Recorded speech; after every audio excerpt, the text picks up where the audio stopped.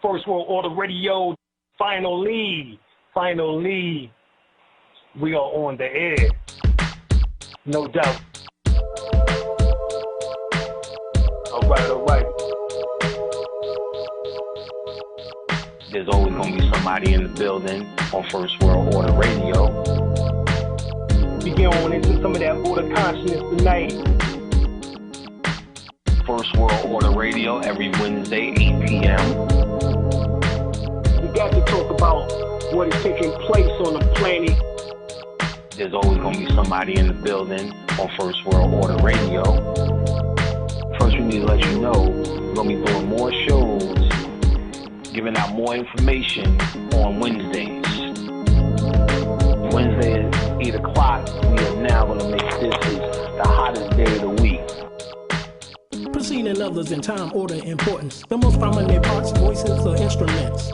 Earthly state of human concerns in existence. An indefinite multitude, quantity, or distance. System regulates to bring about specifics in the group based on value and natural characteristics. Current radiates electromagnetistics of sound through the air, same as your thoughts transmits it. Preceding others in time, order, importance. The most prominent parts, voices, or instruments.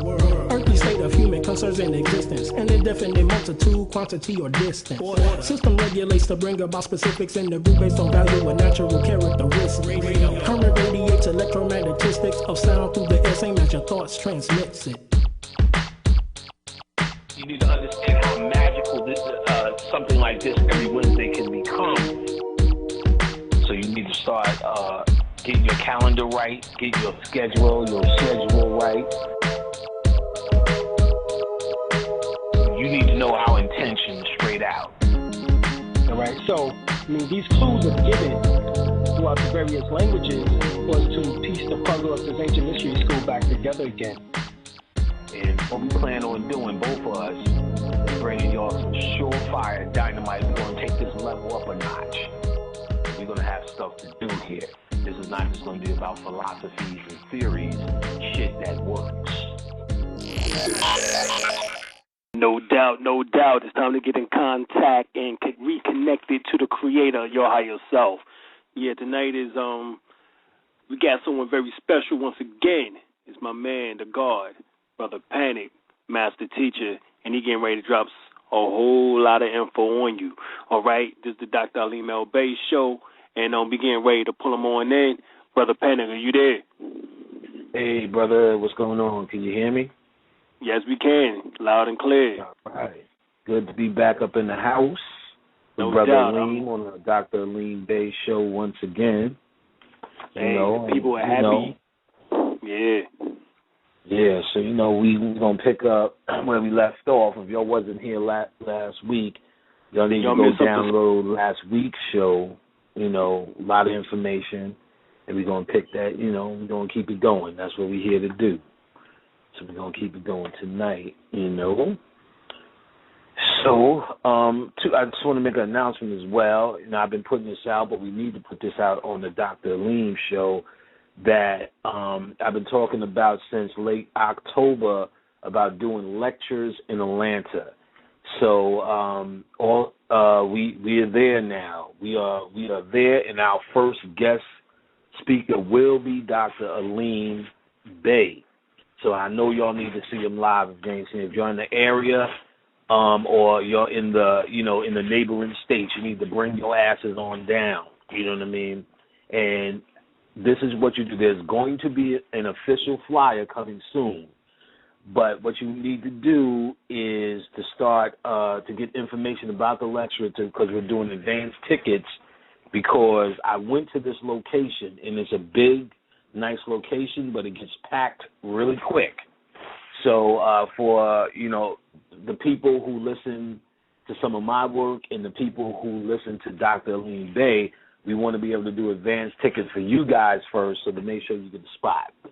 So we're going to start doing the tickets next week, but you need to start communicating now.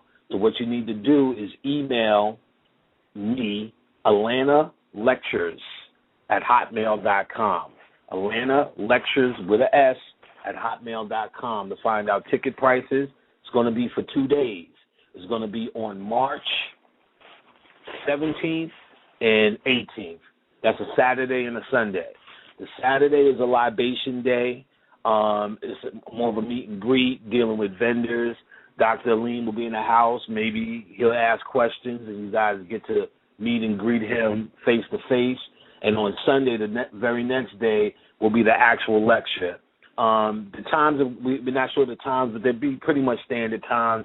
Usually the standard is 2 to 10, so it'll be somewhere around there. But you need to hit me at atlantalectures@hotmail.com to start getting information. And, you'll eventually get that flyer and so on and so forth. We're taking PayPal orders, and we're also taking money out the door if you just decide to come late. So as people pack the room, I want people to know Dr. Alim Bey will be my first lecture. And I know he's going to put that energy on it. If I remember correctly, he was the first lecturer for my boy Shabazz at Eye Opener Productions, which started a legacy of lectures that are still happening to this day. So I want that same energy. So the person I thought of was Dr. Alim. If y'all never heard him live or never heard him teach live, that's something y'all need to see. It goes to a whole other level than what you could possibly hear just on the radio. Not to cheapen anything that you have heard on the radio, but a live lecture is a whole different animal. So this is something you want to be for the first lecture that we're going to do in the series. So atlantalectures@hotmail.com. Well, I just wanted to get all of that out the way before we get into our thing, Dr. Bey. No doubt. And I'm glad you got a chance to definitely put that out there to them. And, we want support. We need support. So definitely get in contact. Like Brother Panic said, Atlanta lectures at hotmail.com.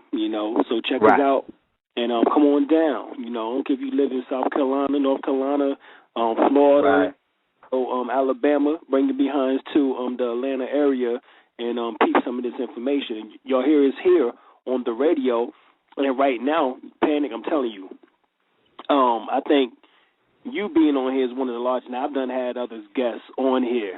I done had Queen of Four on here and others, and right now, we done had we done had so many hits. You already getting ready to surpass my largest show, which dealt with the UFOs and the macabres and alien invasions. Wow. You know how niggas love that. Right. And you get ready to surpass that. So, I'm telling you, that this is big. So if y'all want to see us live, come on and check us out. But we'll be in the house. Right. We'll be up in the house. It'll be up close and personal. I said the lecture, anything that you're seeing by way of consciousness, really, to be absolutely honest, is always secondary compared to the live lecture. That's a whole different energy, whole different animal. If you haven't went to any, this is the perfect opportunity to go to some, and you're going to one of the masters in teaching. Like I said it last week, I said it the week before, and I'll say it again.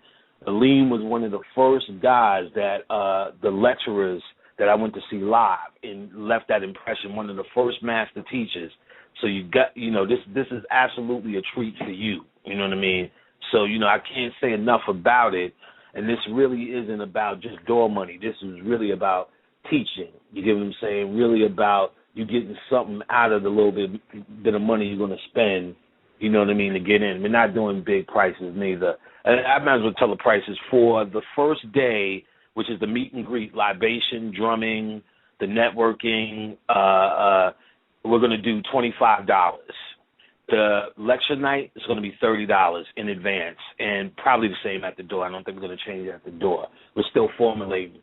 So it's really not that much to really get something big out of it. You know what I'm saying?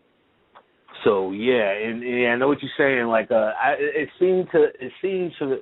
seems on Blog Talk Radio, I have this legendary following. I just really don't know what it's about. There's this legendary following. People always say, "Hey, you break records." But see, I don't do too many shows outside of Miss Blue. You know what I mean? But see, me and Alim have a relationship because there's so many people who ask. So I try to keep it to stuff that's relevant and so on and so forth. And, none of it goes to my head. You know what I mean? it is what it is. People are just ready to hear, and we just ready to dispense. And it's always good, when you with good people to do it. And, really, I don't think there's too much more to say besides getting to the science, I guess. No doubt, While they pack the room. Okay, so we were talking about, all right, what we were talking about last week was basically the Holy Grail, the pineal gland, and breaking down some of the mythology around it. A lot of that mythology is from Arthurian, what they call it Arthurian lore, but it's the King Arthur and the Holy Grail. And you need to hear last week's show. I'm not going to recap, but we were locking them into Osiris and all the other mythologies that you know. So we're going to keep on with that. And this is something I want to read, continuing on this, breaking down more of this mythology. All right.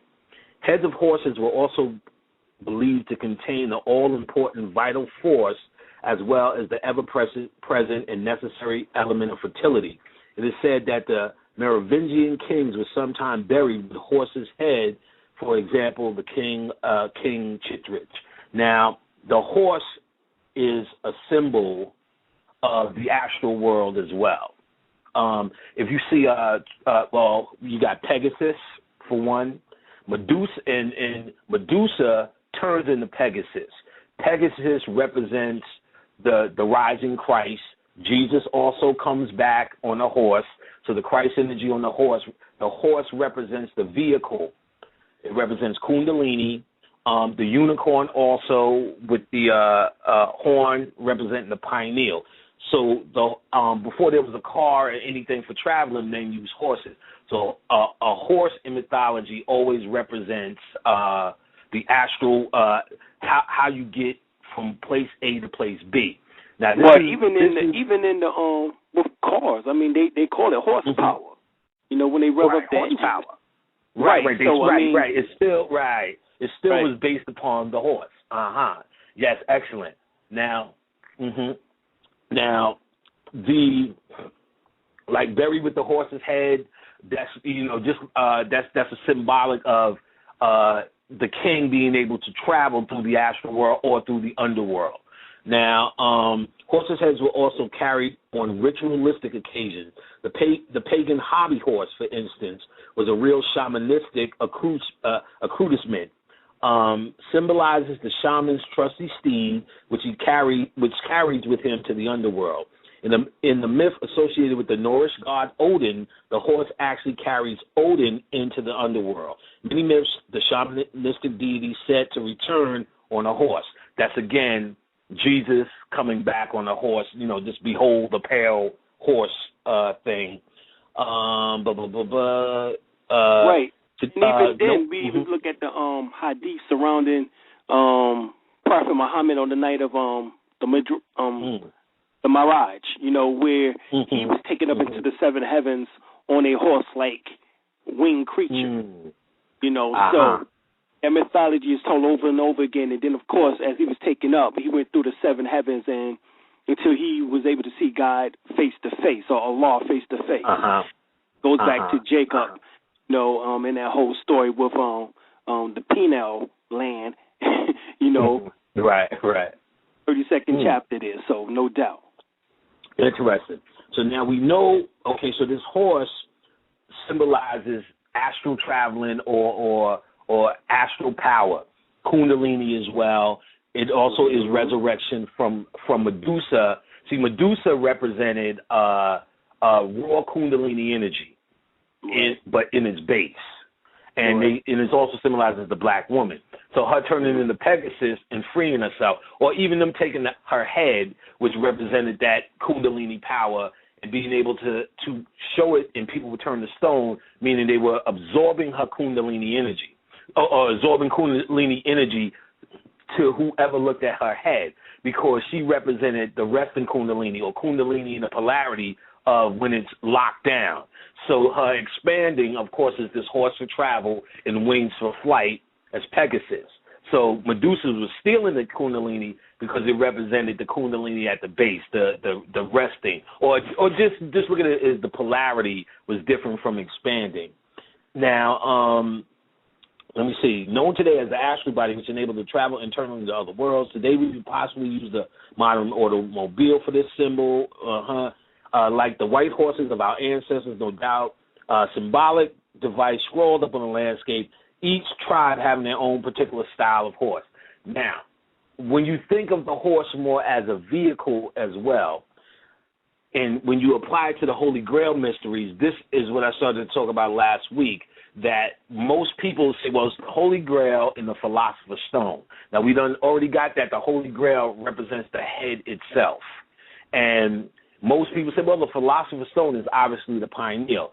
But there's also mythology that the thalamus gland in the middle of the brain, which is egg-shaped, is actually the Philosopher's Stone. And the pineal gland can also be looked at as the vehicle or the quest to get that stone, which is at the middle of the brain. In the occult, they'll say that brain is the brain up under the brain. And I was doing some mythology and also connected Cthulhu. If anyone knows about the Necronomicon mystery, Cthulhu basically ruled until he went to sleep in Relaya or Rayleigh, and he's sunken at the bottom of the Pacific Ocean. So they talk about this same Osirian thing, him being flooded over in this city that will rise, this crystal city that will rise. Now, Cthulhu can be looked at the hypothalamus gland with tentacles. If you were to look at the hypothalamus gland under X-ray, it looks like a ball with tentacles. It looks like Cthulhu. But the city it sleeps in is a crystal city, and we know the pineal is nothing but a crystal. So, and also as the horse, that as the vehicle, meaning you need your pineal to activate the brain up under the brain. The pineal is a guide. Now, I've seen things, and there may be more. And these are old notes that I'm going through. Well, also to correlate to that, we have the hippocampus area of the brain, in which that actually, when hippocampus, when you break that word down, it means white horse. Right. Okay. See again. So these are these symbolic things, and then you see them in all of these movies where this guy, gets on this fucking horse in the middle of the movie. Like, why the fuck is he doing that? Because they're telling this story all the way through. So again, the beginning of these symbols are the things to learn when you're dealing with this stuff, because everyone's always asking me, how do you decode these things? Well, you decode them when you deal with the mythology. And then when you deal with decoding the mythology, and you do it by you do it by making these connections with other mythologies, other stories. As I pointed out last week, most of us stop at Egyptian mythology, but we need to really understand all of this is our mythology. And if we could if we could understand the difference between archetype energy and symbology versus folklore. Folklore is nothing but that energy that is undeniable, just tailor-fitted for the culture. So when we see this King Arthur mystery, most people won't touch it, but you got to understand it's still our ancient mythology, our ancient symbology, but it is the story and the names have changed and the images have changed on the surface based upon the folklore of whatever people who's has to retell our story to make themselves to have something for them to use to transform themselves. So the correspondence is key. People ask me all the time, and you're seeing in this show why the correspondence is so key, because now each time you see a horse, you have you understand why this is happening. And at the end of the day, you practice with movies, because once you practice and start to be able to decode quickly in movies, that's only practice for your dreams, which is what you're actually supposed to be decoding and what these symbols actually mean. All right, so now Arthur had the same enlightening. See, Arthur had the same enlightening experience as the archetypal god king who resided at the center of the underworld, or rather of the center of creation itself. So now that you say this center, you still could be talking about the pineal gland, but it still supports that hypothalamus gland at the center of the brain. And that sleeping hypothalamus gland that I pointed out was Cthulhu is also Osiris. And in the author mystery, they calling it the archetypical God King at the center of the underworld. We also know Osiris is the Lord of the underworld. And as I pointed out, this Cthulhu, Osiris, same thing. What they're talking about is the resurrection of the sleeping God. That is also the quest for the Holy Grail.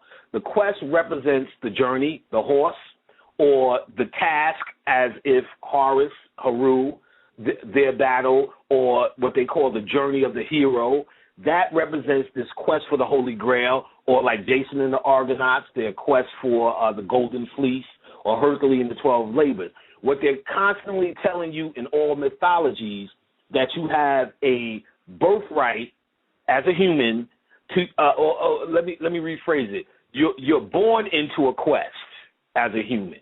You're born into a quest as a human. There is no chilling out here. If you are here, you have a male or female. It's the redeeming of the father, which is looked at as the sleeping father, or the subconscious mind underworld. This thing keeps going. It's the same recycled thing. Now, and why he had this, because this archetypical hero, whom Arthur was modeled. Now, when they're saying he's modeled after this archetype, that's what I just was talking about, that no matter what face it is, there's an archetype hero in every single story. You can't have a story without him. He's believed to be reincarnated on Earth of the first God. So when they say that, they're talking about they're talking about your birthright. Your birthright is from that first God. Now, I pointed out last week that is represented as not just Osiris, but the first God is also represented by Set. Set ruled. When we were in power, you can look at the attributes of Set, which you can get in where you can get in those books I pointed out by Mark Morton and Don Webb. Both of these also, guys write on Egypt, the Light of the World by Gerald Massey. Okay. Gerald Massey did something on it too. Okay, excellent. Like Set represents that old regime, and this old regime. There's nothing wrong with it in the classic evil sense. It's wrong because it represents the old you, and if you show up in a third dimensional place, the only reason you are here by birth alone is for a new quest to become the new. So that's why it's always the son, like King Arthur, trying to redeem the father, representing now what was the old you, the old wisdom, which became your subconscious mind. It is not necessarily the... Yes, sir. Oh, no, I just wanted to add, when we look at the King Arthur, he had his knights, his 12 knights around the round table. Of course, that's symbolic to the pineal gland and the 12 pair of cranial nerves that sits around the pineal gland, which sits at the center of the brain. Of course, we know that the chorus, the French philosopher, that the soul is embedded inside of the pineal gland. So Heru symbolizes the awakened soul, while the sleeping soul symbolizes Osar, who's the Lord of the underworld. As you said, that subconscious plane. But upon awakening, you become conscious, and the veil of mystery, dissipates. And when we look at that story, that's the God in which they talk about, in which that created too, or that incarnated too, is talking about the soul incarnated inside of the body, called the temple of man. And all of the mythologies after that, Heru, which is Osar or Set, Heru, all of that comes after, and it's all based on that same science as you're talking about. Heru, there's no coincidence that Heru had 12 disciples. Jesus had 12 disciples. King Arthur had his 12 knights. The sun has his 12 zodiac signs. Once again, as above, so below, as within, so without. Right. Oh yeah, most definitely. Like that when you get down to the mysteries of that 12, it's always represented as revolution, a circle. But that 13th, just like the sun hieroglyph, represents that point in the middle, which is that gateway out. So they always have the 12 Hercules, 12 labors, King Arthur, 12 at the round table. He always represents that 13th, and is symbolic of you piercing through that circle of time. Like, for instance, we talked about the KR city, or city, which KR last week we explained meant head. So in the King Arthur mysteries, where they talk about this is the head, everything is talking about the head as the true place of the Holy Grail that he's questing for. It's embedded in the story of his quest that he's only looking for his head. And it's also, they also call this Sayar city the revolving castle. And remember, the castle represented the head. So the revolving castle is interesting because that's when you get into the 12 that you were just talking about. See, some researchers believe that the Celtic revolving castle is a metaphor to the processional cycle traced in the sky, tilted on the Earth's axis. So, and that's some same nerves you were telling that were in the brain as well. Now, as above, so below, as you said, as we know, each zodiac has a different frequency that has an effect on the brain, thought, and pineal, and so on and so forth. Pisces, that we're just coming out of, was the age of belief, so everybody believed that something was greater than them, and Jesus, and so on and so forth. And we're coming in the age of knowing. When we was coming into the age of knowing, that's when the lecture scene rolled up. Knowing, knowledge is nothing but information, and that's when all the teachers, that's when the information started coming. Everything was information, VHS tape, DVD. You can get all the information you need coming as we was coming into this Aquarian age. Something in that revolving castle in your head, something seems to change in the brain, coinciding with the precession of the equinox. You get what I'm saying? So when they say Arthur sits around the round table with his 12 guys, that is the nerves that you pointed out in the brain. You get what I'm saying? With a different characteristic, the same way Jesus' disciples have different characteristics. It might have been you who used to teach this, but one of the teachers explained, well, the word disciple is just discipline. So it was about Jesus' disciples, meaning he just disciplined those 12 energies or those 12 circles to become the 13th, that middle point. And that middle point, or him as the Vesica Pisces, is how you get the hell up out of that gateway. So, of course, you could say that middle point or that round table, hypothalamus, but primarily more of this speaks to the pineal as the philosopher's stone. So that middle point is there. Some say that the revolving castle is also could be looked at as Stonehenge as well. A castle for time and a gateway out. And basically it's to define what disciple that we're in. Disciple of Pisces, which is the same zodiac thing, and so on and so forth. So that most definitely lines up. You get what I'm saying? Most definitely lines up. Let me see. Of course, Arthur is just a straight Celtic version of Horus. You know what I mean? So it's the same story over and over. You know what I mean? Now, just another interesting fact that I came across while I was studying this, many still believe the importance of the head lies in ancient custom whereby the warrior is beheaded by a victim. And by owning his head is like owning the energy. So I found that interesting statement because, and it's not really hard to do. Black people cannot realize for the life of them why they hear these rumors that the Skull and Bones drinks from the heads of like Geronimo and all of these and all of their enemies, because they're following straight ancient tradition. and they're using ancient energy. While we're saying it's physically disgusting, but they're drinking out these heads because this is their ritual, and it's something that we evidently used to do. This is our ancient belief system. You know what I mean? So that was interesting. Like I said, I'm going through my old notes as I go through this, so if you just jump in, you can jump in. Yeah, it's some old Highlander shit. Right, yeah, right. See, all of that sticks out in the Artemis. Now, see, and I'm glad you interjected that, because that's also an important reason to deal with what you think is theirs. Because since we think it is theirs, they let a lot of information out where we still dealing with the same couple of Kemetic books, you know what I mean, telling us the same story of Osiris over and over again. But you'll hear more in detail things.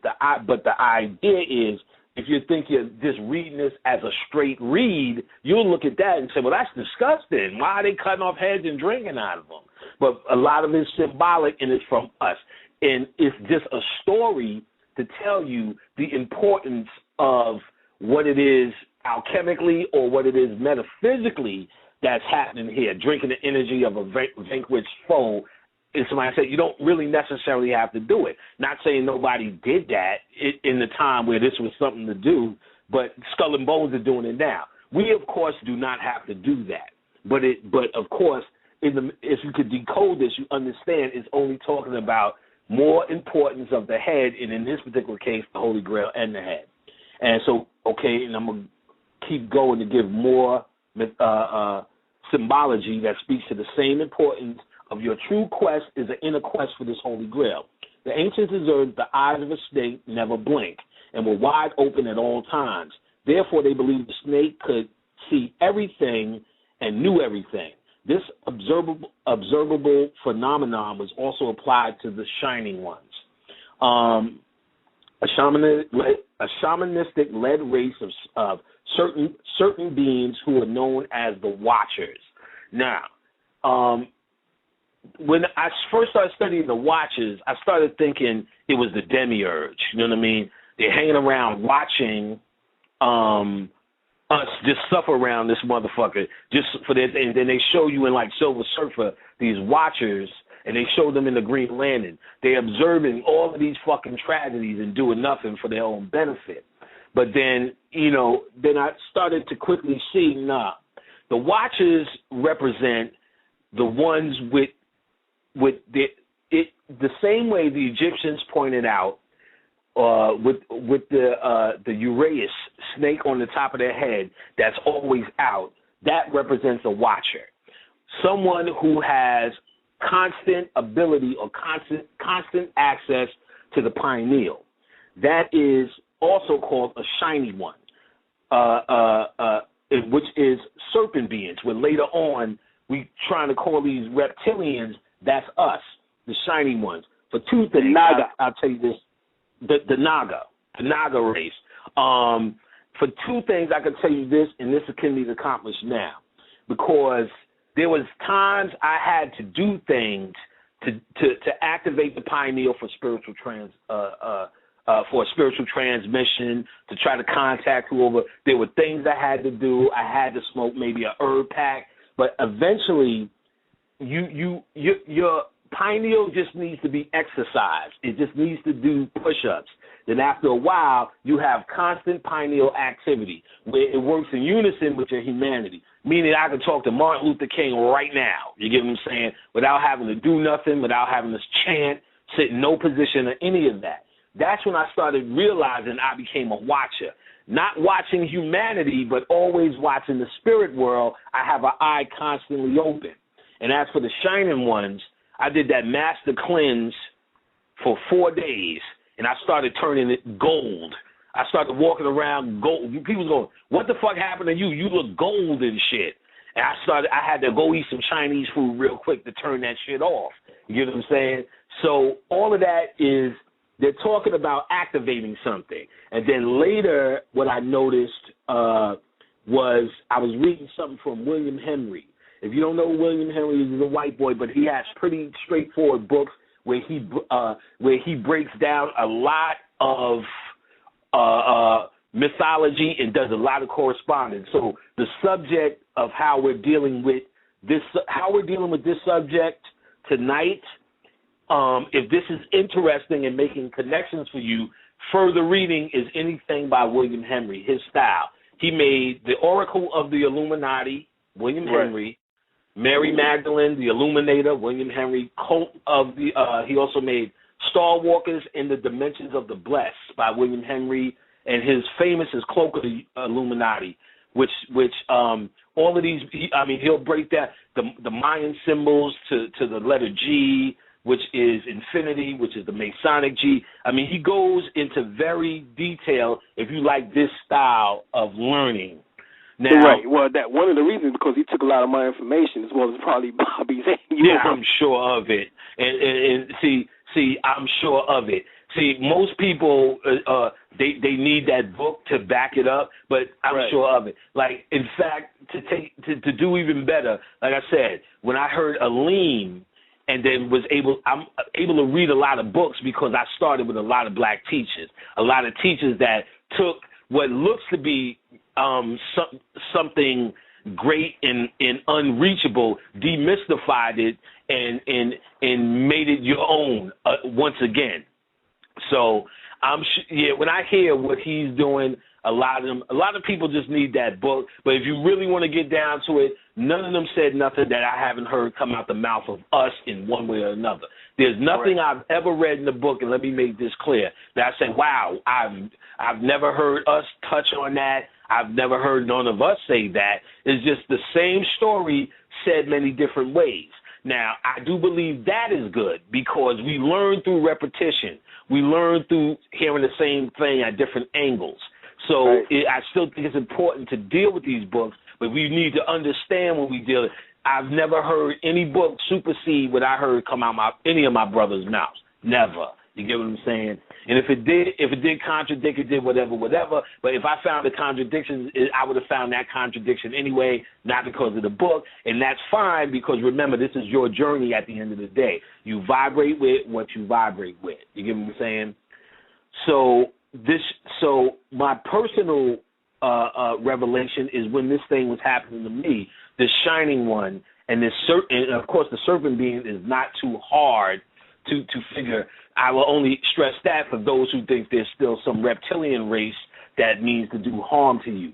Now, what William Henry did, and why I brought him up, because in one of his books, can't remember which one, he does a good job of defining the word netter and connecting it to the word watcher.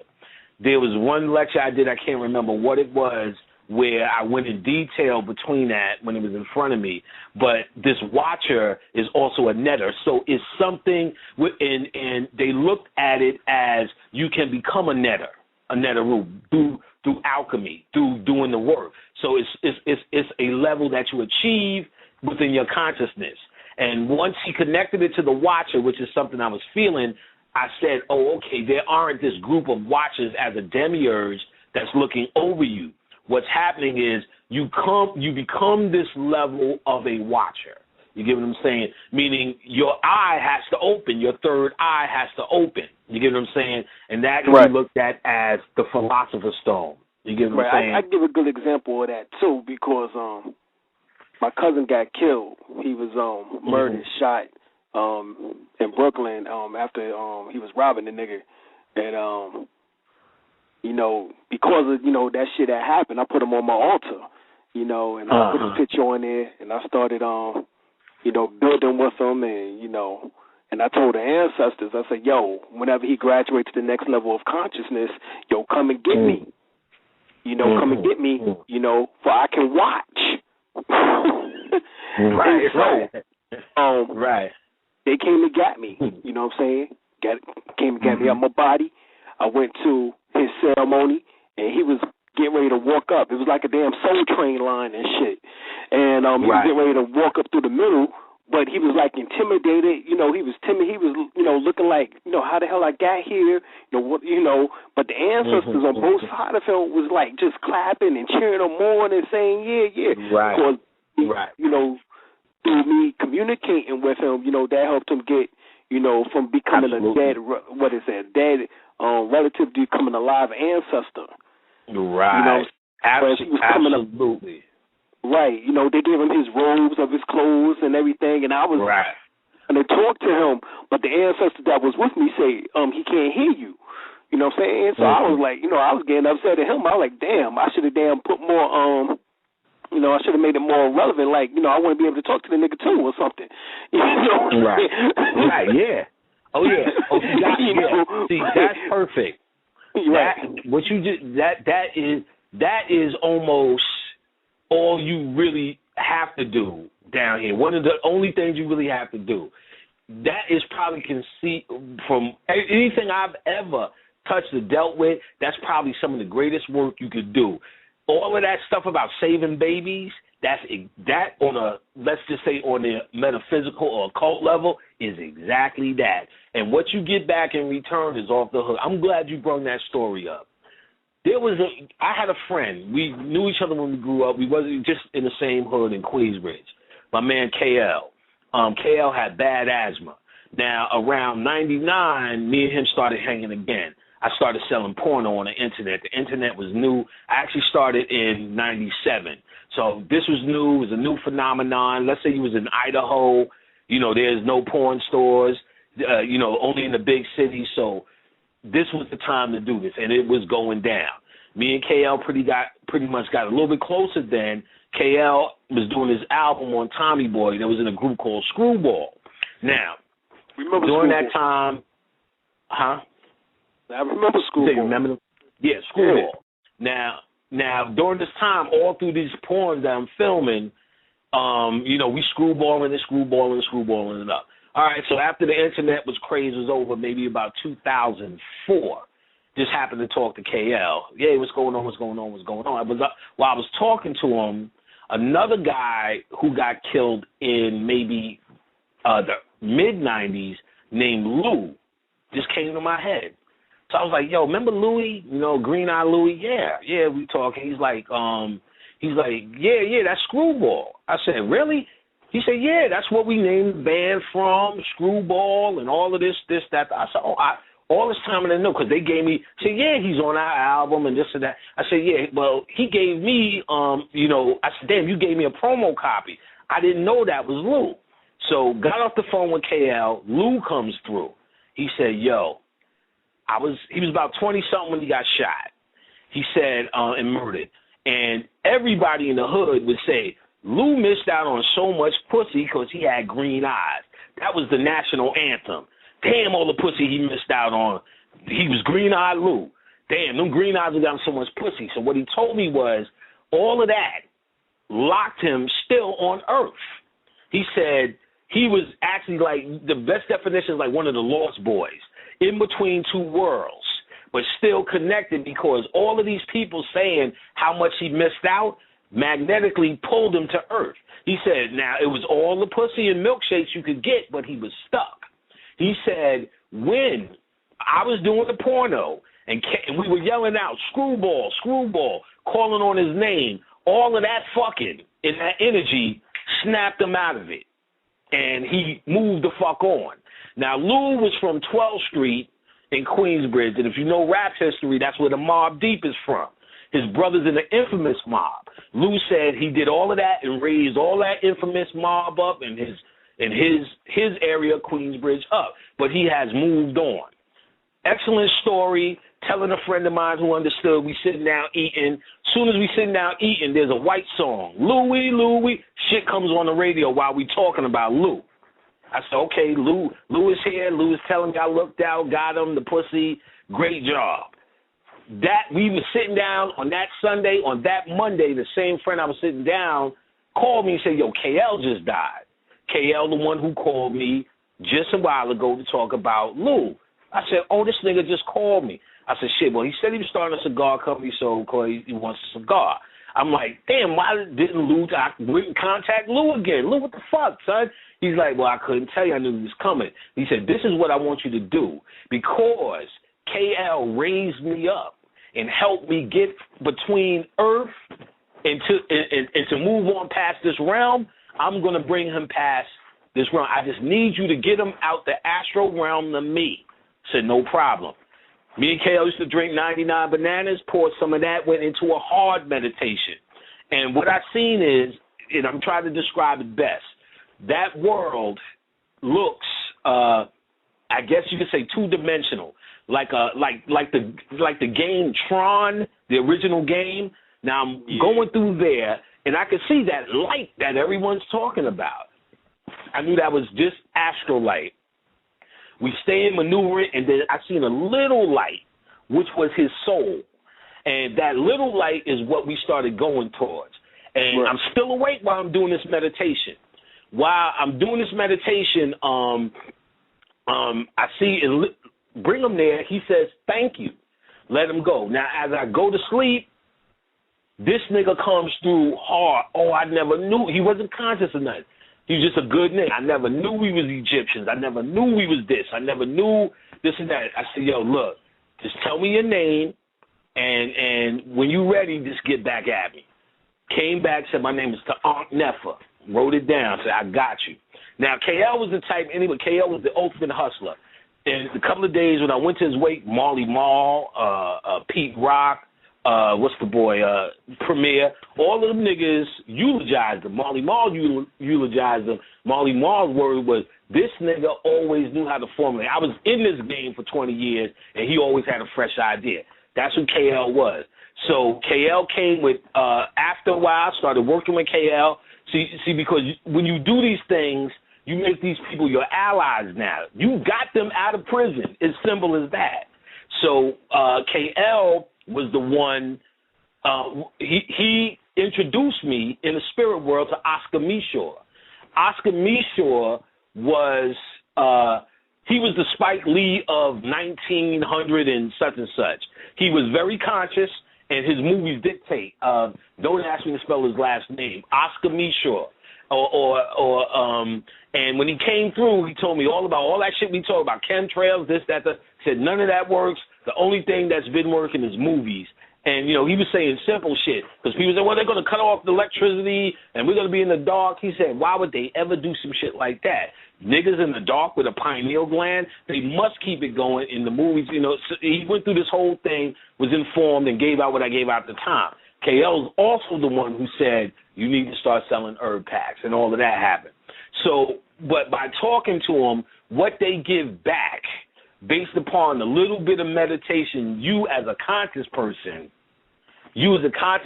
does for them is immeasurable.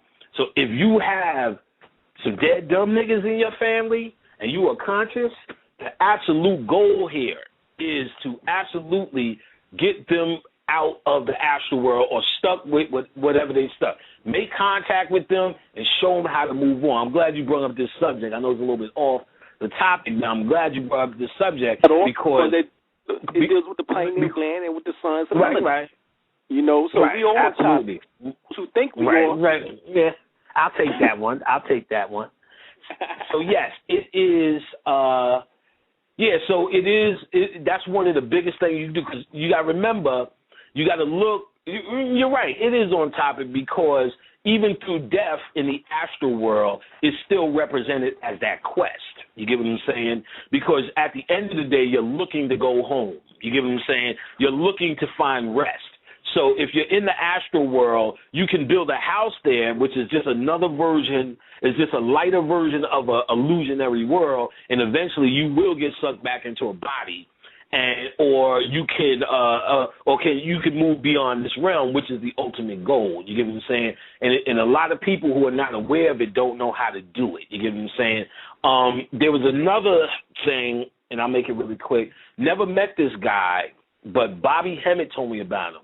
He said there was a brother named Metahochi. He told me that he got an Obatala ritual from Metahochi that worked immediately. He said Metahochi was the first guy to start revealing secrets of Ifa. He said once Santeria became big, people now, which its origin is in Ifa in the Yoruba people, but since it went to these islands, Santeria came back with most Cubans, Puerto Ricans, and so on. So when black people started getting a whiff of this and finding out that it had an African origin, they turned their attention to Nigeria. But those Nigerian Babalaos weren't giving up any information. Metahochi was one of the first to work with these so-called African Americans and to start dealing with the mysteries of Ifa, and that's when all of these houses, these African Ifa houses started showing up based upon him. Now, this is what Bobby's telling me.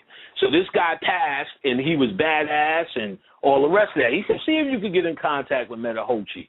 Sure enough. Did whatever I was doing, got under meditations. When I'm awake, Metahochi comes. He was like, yeah, you don't remember me. I was like, no, hell no, I don't remember your ass. He's like, yeah, I remember you. He said, I wonder if you changed. So I'm hitting him with all this dumb shit. Oh, change is the name of the game down here. He said, look, motherfucker, I wonder if your heart changed. The nigga came in and started sniffing my heart. He's like, oh, okay. And then fell asleep. This nigga took me to a whole drumming world, a world of nothing but drummers. It was fucking off the hook. Everywhere I went, motherfuckers was just drumming on everything, getting prepared for this nigga to make this procession his welcome home. So he invited me to this shit. Now I'm there. Happened with my cousin. That's what I'm talking about. They was damn clapping and yelling. Right. Yeah, you see this crazy. It's a fucking party like it's farther than the eye can see. The closest I've seen, and I know George Lucas deals with astral work. So the closest interpretation was how they do at the end of Star Wars, where they have these celebrations and everyone's out, and that's really a cheap rendition of what you actually see, based upon you cannot do it. It's not this world is not conducive to even that type of thing. You know what I'm saying? So how I knew it was true, because when I had Orisha girlfriends, you know what I mean, the Orishas used to always try to get my ass, try to get me to put on some head wrap shit, you know what I'm saying? But I always resisted, because if I would have been locked down in that Orisa shit, we couldn't be talking about what we're talking about today. So early on, I know, because my head is a Batala, and they was like, you need to wear white. You need to wear white. Yeah, same shit. Like I got the Obatala thing. Obatala came to me on a lot of occasions. I'll tell you the Obatala thing that happened was real big, and really people been asking for me to tell it. I'm gonna tell as much as I could. But when the first time she took me to a drumming, I was just reading light metaphysics. Everybody was in there bumping me, doing dumb shit. They were doing, falling out. So I asked, I came back to her father's a badass Babalao. He got made in Nigeria. He off the fucking chain. You know what I'm saying? And so I came back. I asked the pops, I'm like, the fuck was they doing that for? So he's talking to me like I got some religious issue. First time I went, I held up my cross. I said, no, you wait a minute. Let's get this shit straight. Like, I don't know nothing about no Jesus. My parents ain't in the Jesus. And this is what's really rare. My grandparents on both sides ain't from church. Usually if your parents ain't from church because they tired of their parents' shit, your grandmama and them taking you. I'm a couple of generations out of that shit. So nothing in me was ever, I got to overcome this shit. You get what I'm saying? So I'm like, I think he realized I wasn't asking because they was just so powerful and I'd never seen Jesus do this. He would say, I'm asking like, why the fuck they running around acting stupid? You know what I'm saying? One nigga running around, jumping around. Who are you a child of? They all had that same African voice. You know what I'm saying? Like that same fat, fake-ass English African voice. Like my girlfriend's brother's girl came to me. Who is this one you bring? I'm like, what the fuck is she talking like that for? You know what I'm saying? I can see she's not really possessed. And I'm like, my girl said, well, his parents, his people are from New Orleans. Oh, do you know what this means? I'm like, why is she talking like this? So I'm asking him shit like that. He picked up on it. And he said, let me tell you, Sean. He said, niggas going to do what niggas going to do. Right. I said, oh, that's real. Then he said, I'm gonna tell you, the drummers are the ones that know. He said, for instance, if let's say someone said Shango comes down on their head, he said, and they're doing this, he said the drummers start drumming a certain way and start having a conversation with Shango, giving them instructions. He said if it's really Shango, then the person who says Shango's on their head will do it without them knowing. The average Joe wouldn't know. Just it's the science they teach the drummers. I said, okay, so now he's telling me some science. And then he said, well, here's a couple of books, this, that, the other. So I said, okay, now, but I started having dreams. The motherfucker was trying to attack me, and then I started running across Bobby's information. Some of the earliest things he was saying was, the fucking Orishas ain't your friend. And I said, don't you fucking know it. Like, the girl was just out of mind. You couldn't be naked in front of none of the pops. I'm like, the niggas who created this shit was naked. Couldn't fuck, couldn't curse, couldn't do it. It was hypo-religious. When she went to get made, when she went to get made, she cut off all her hair, got married to Obatala, couldn't fuck for a year, but couldn't even touch, couldn't even hug no kid for a year. Had to turn on the makeup. That's the same, Saved by Jesus shit. Yeah. I'm saving my pussy for Jesus.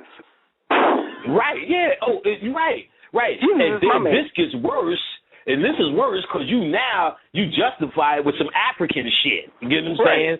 So now you doing it for your people as well. You want to step ahead. So, I mean, it's totally insane and really not necessary. I made Jesus black and changed the name to Obatala.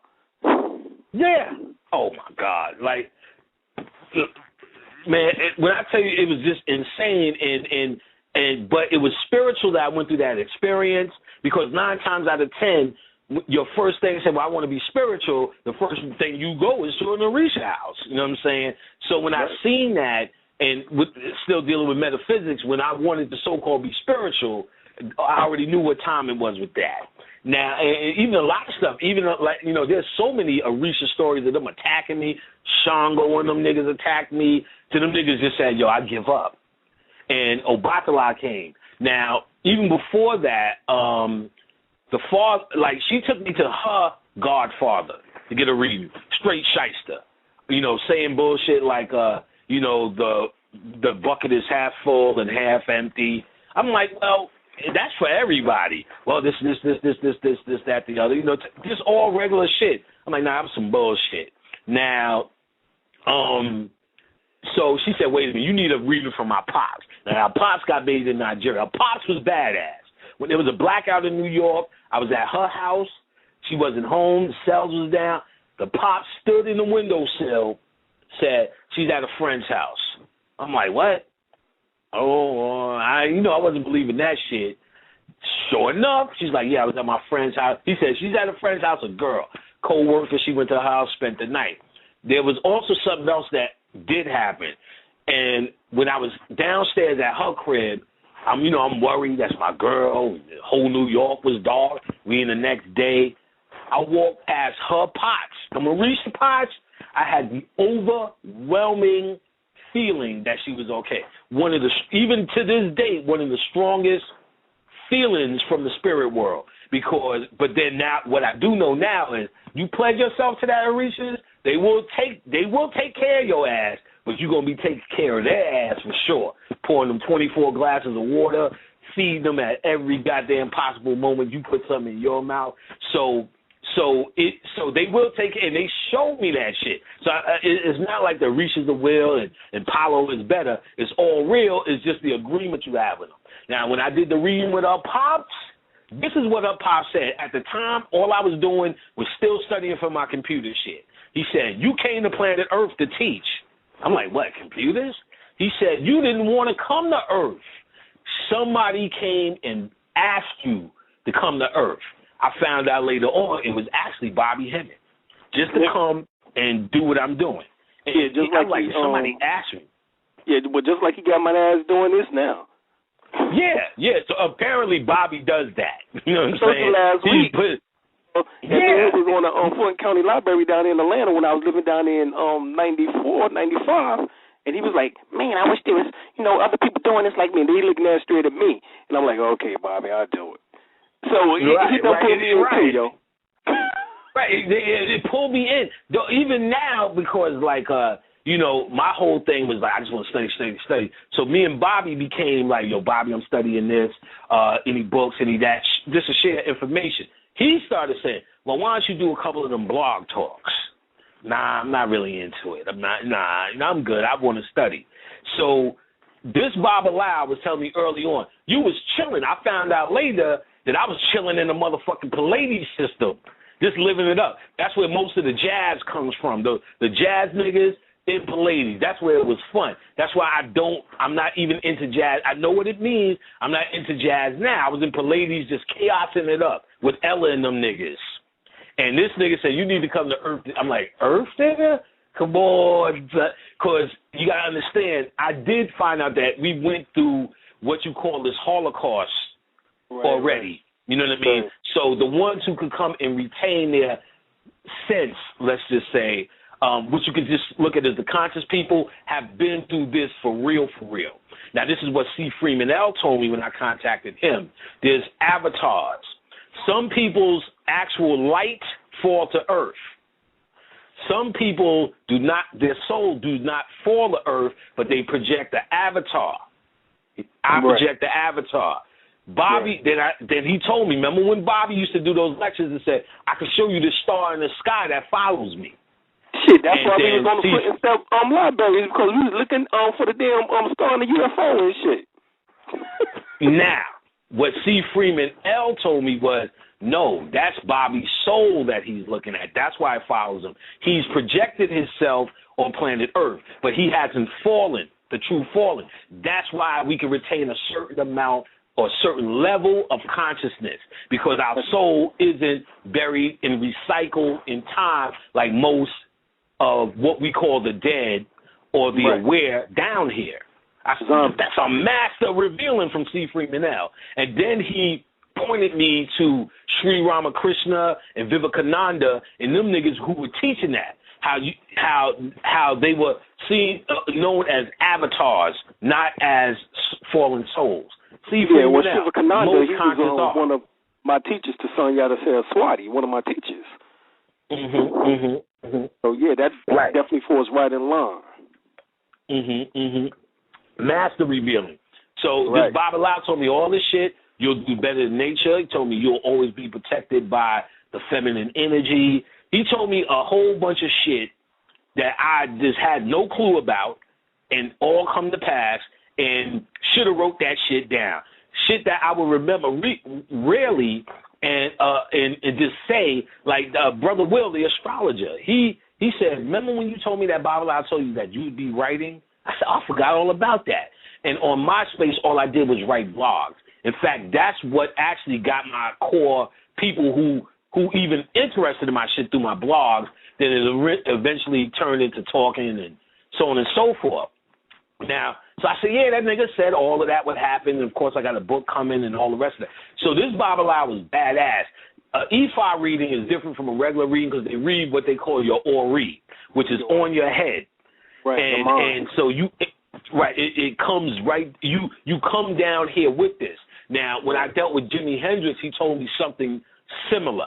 What he told me, or he broke that down in a different way. What he told me was there are like archetype energies in the astral world.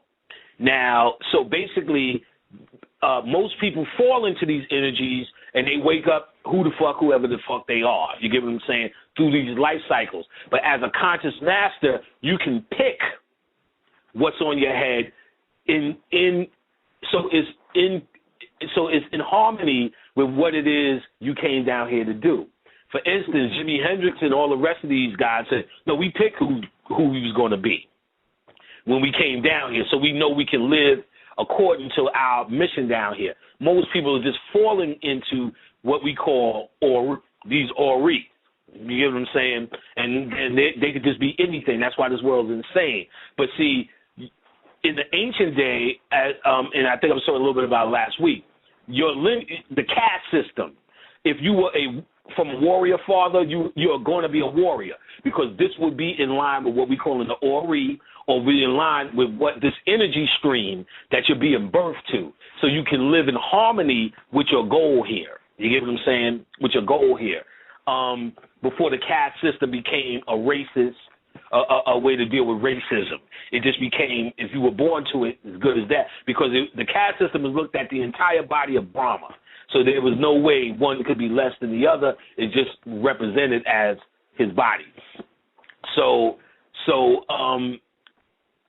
he also said, as you put, like, Obatala was on the head.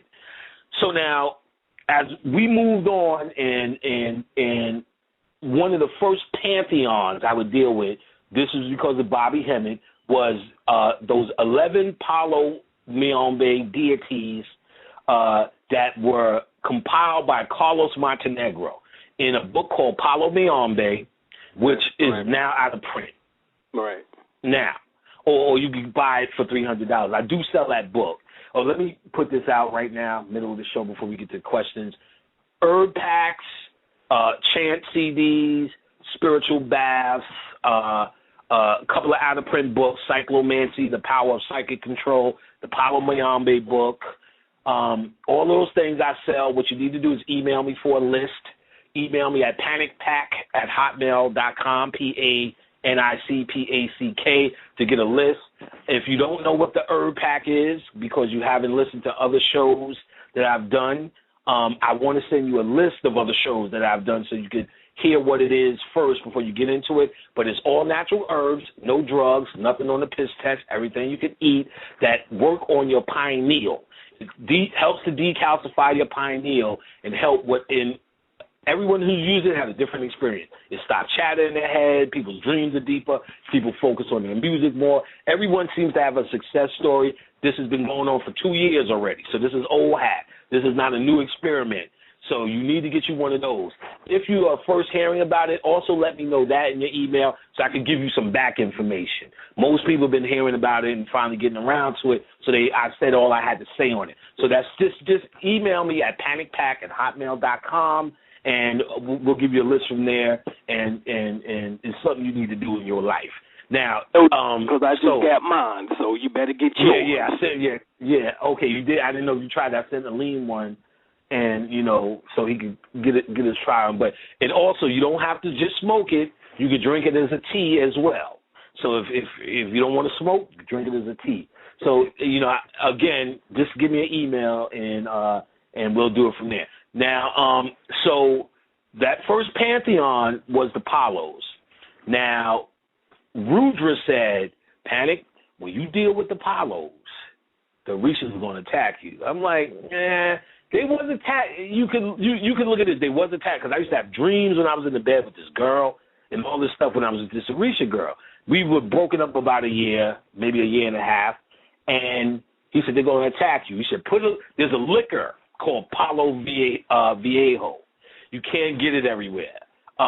Maybe a few states have it, but New York is one of those states. And believe you me, until I moved out here, I was the main supplier guy. Send me one of them Palo Viejos. It's the liquor of the Palos. The Palo means stick. Palo Viejo means tall sticks. The Palo spirits are caught in Palo sticks. So you would use the sticks for certain things. They break down the stick in that Carlos Montenegro book. Now, so I would take some of the Palo sticks. I got a girl named Jackie. She has a Botanica. You know something? Let me give out Jackie's Botanica number because she does mail out. Because people always ask me later, well, how could I get this, that?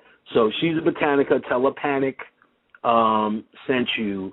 And let me give out her number. Her number is 718-498-8300. That's for the Palo sticks, or if you're having trouble finding stuff from Botanica statues, maybe she can help you out. That's 718-498-8300. But those Palo sticks, people have already hit up for those Palo sticks. Now, you can put those Palo sticks, even if you have regular vodka, you can use some of those Palo sticks, sit them in that bottle, that gallon or that quart of vodka, and then charge your liquor with some of those Palo spirits, even if you can't get the Palo Viejo. Now, I put a little under the bed. Shango came and started attacking. St. Martha, whose energy is active right now, she came and said, Shango wants your solar plexus. I'm like, what? He said, there's no real fighting or war in the world. So Shango had to feed and sit on the black man's solar plexus as a form of aggression. Black on black crime is what your beloved Shango was feeding off of. After that day of dealing with St. Martha, instead of handling my issues with the fuck you looking at and all that shit, I started handling them magically because I released Shango from my solar plexus. Remember, understand, I know you got a beloved, he's a thunder god, but you got to look at it, the just causes he was created for no longer exist on Earth. War is manufactured. It's not a just war. There was a time when there was war between us and both tribes would call on Shango and he would be on the side of the just. Now it's some made-up George Bush financial shit. So it doesn't exist. They have to survive. They went to black on black crime. Now, that's the first time I said that because I know it's going to hurt a lot of folk. Now, I released them, went to Philly, went to an orgy. The next day, Katrina happened. St. Martha rose up and so on and so forth. And while he was attacking, my fucking stove blew out. The fuses blew out in my house that week. We couldn't get a fucking fuse for this shit. And we was in the fucking dark for a week. The stove was all fucked up. The bathtub was all fucked up. I said, wait a minute. I plugged something in there, my altar, that shit blew up. My aunt gave me a waterfall. Plugged the waterfall in, that shit blew up. I said, oh, hell the fuck no. Did some shit to St. Martha. The fuse came back on to this day. When I was living there 3, 4, 5 years later, I never even knew how that shit started working again. Got all that shit taken care of one by one. I said, damn, that nigga tried to attack. This was early on before I was able to channel. Years later, Obatala came to me. I started to know that they come to me because my girlfriend, who was also under Obatala, the ex-girl, I would see her in the dreams first. The first contact was this. When I see my old neighborhood, Queensbridge, it always represents in my dreams that I'm outside of the actual world, that I'm in the real home. Because there's people who I've done work for, and I find I leave them in my old neighborhood, which means a certain part of their energy is home, because it represents home to me. So she's there, Obatala's sitting on the chain, the projects, and he's telling me telepathically, we fucked up. Now, let me give you a little history. Bobby was, at this time, used to say in the lectures that the Orishas are now demiurge. Just like we went crazy, they went crazy.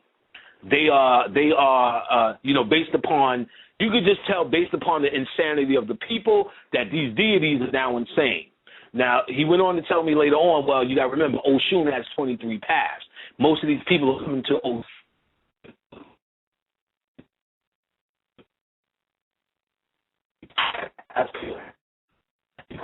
They're just coming to her for petty love squabbles, trying to keep their man, trying to keep their woman, trying to keep somebody in check instead of this real love thing. Now, so there's in other words, still within this Orisha energy, there's still a level that you can reach based upon pure thought. But this insanity in worshiping has let these, let's just say, lower paths run amok. So the idea here is that we weren't dealing with the Orishas at that time. That energy is going crazy. As far as they're concerned, they were enemies. That Shango stuff that happened to me proved it for me when Brother Rudra was saying it was going to happen, and what Bobby was saying, I already knew from dealing with this crazy family in their house that these motherfuckers was insane, and everybody that they knew and showed up for birthday cake was just as insane as them. So I already had this idea, but when Obatala came to me personally, he said, I've seen the world that you have got coming. We should have never abandoned y'all. Now, what also happened to these Orishas was because we isolated them, and see, you got to remember, there was hundreds, thousands, if not hundreds of thousands of African spiritual systems in Africa. So the energy of love, Oshun, had many different names. If you don't believe me, get the book that Bobby's been talking about forever, and you will never finish this, called The Dictionary of Ancient Deities by Patricia Turner and Charles Russell Collier, Coulter. You will see just how many love deities exist on this planet.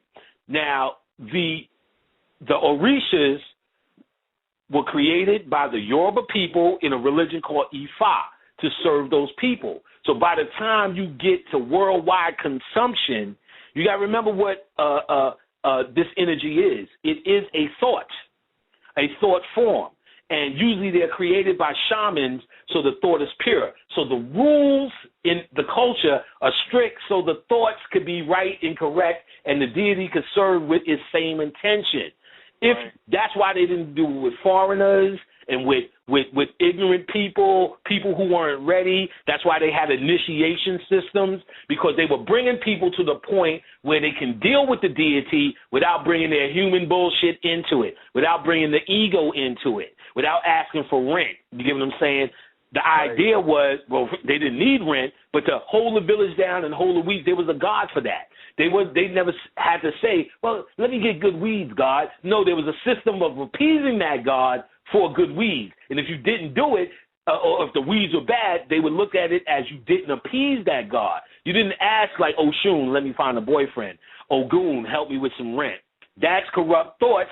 But then that deity, because this is all about your head, all about your thoughts, that deity becomes just as ignorant and becomes just as fucked up as we are, and that's what you have. And which now their energy is against you. Now they're feeding off of you. That's why these motherfuckers can't stop praying, bowing, stepping 13 times. Just you drop a penny, you got to step on it. You look up, you look to the left, you got to turn right 3 times. You got to do all of this because you are. It's now a symbiont relationship of crazy. So Obatala, them niggas know that. And that's what he was apologizing for. When I got up, I said, oh, shit, that was Obatala. He apologized. This was in September of, I'm trying to get these years right, 2007. Now, no, 2006. And Bobby told Bobby about it. He said, the same thing happened to me. Obatala came to us, this world, that this world, is off the hook and it's this, that, the other. That was in September 2006. And in November or maybe early December, Bobby Hemmett calls me. And he said, this is after this Obatala dream. He goes, man, I did a lecture, finished, got to the airport, and my plane was delayed. So I called the lecture. People said, look, I'm stranded. They said, okay, go to brother such and such house. Brother such and such house, he visited him while he was there. The dude had a ranch, had all these spirits, and had a lot of Orisha spirits too.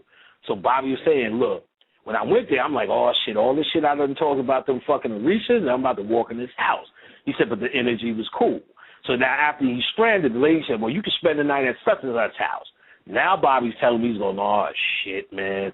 I got to sleep in this motherfucker with these Orishas? This is going to be some bullshit. So he said he went. Dude made the bed up for him, said since Obatala was on Bobby's head too. He said, Bobby said he used to wear the white and all that shit. And he said when he was fucking with Obatala, he used to hear this ringing in his head. He said as soon as he walked in the room, he heard that fucking ringing in his head. I said, oh, shit. I was just pitying him. He said, but the Orishas came and said they wanted truce with him. Right. They said they couldn't, early on, they said they couldn't even see. They don't even see you as an individual. They only see light. They can only look at light. It's like us looking at a bunch of ants. So if we see in a pile of ants, if we see a red ant or a yellow ant against, that one will stick out. You get what I'm saying? So the spirit world doesn't see you. They only see light. That's why you say, well, how come all of this is happening to our people? We all spiritual, got all these spirits. Because they don't even see these people. Because they don't have no light. You get what I'm saying? Based upon the sludge of humanity. So you got to gain light for these spirits to even see you exist. You get what I'm saying? So they said they started to see his light. Oya started to see his light, he said. And Bobby used to tell how they used to attack him. So now, so I'm like, okay, you know, all right. He said they wanted this truce. He said Ogun stopped the plane. You know, he sits over iron. They said they wanted to. So when he's telling me, I'm like, fuck all of that. Them niggas did enough to me. I said, put it like this. I'm not going to try to channel them. I'll see if they come to me. So this was, I had the Obata last September. This is 06. End of 06 November, Bobby tells me this. In December of 06 as well, right on New Year's, my father moved down south with my sister in South Carolina. And boom, she calls, he had an aneurysm. Everybody goes up, flies down, drives down. He's out. You know what I'm saying? So the nurse tells me, if this man wakes up from this, it will take him 10 years to learn how to wipe his ass again. I said, damn. So I'm doing shit, calling on ancestors, time for him to make that move. You know what I mean? My sister's my regular human sister, ooh, what would it take? They said, ma'am, it will take a miracle for him to ever open his eyes again. Y'all need to make arrangements. We go to his house, they automatically trying to give me collections of shit. Well, he's got a card collection, giving me his Masonic awards and shit. It was done. They threw all his shit away. His TV, his porno. They said, keep the suit. That's what he was a goner. You know what I'm saying? Keep the suit. So we all went home, and this December, we spent New Year's out there. I'm doing all this ancestor shit. January, this nigga wakes up with a full recovery. Talking about, when am I going home? What do you mean you threw my shit away? So important. Where my shit at? Yeah, where my shit at? This nigga hit me on the phone. I had silverware for Thanksgiving. I'm like, dog, I got the Masonic awards. You want those back? And your Zippo lighter that I remember, a couple of them banners and pins and shit. Them niggas took the cards. Them niggas took the goods. You got to speak to them, dog. So now he's like, man, where the fuck my porno collection at? Yeah, my porno collection. Niggas was in his porno, up in his pono. So I'm like, yo, dog.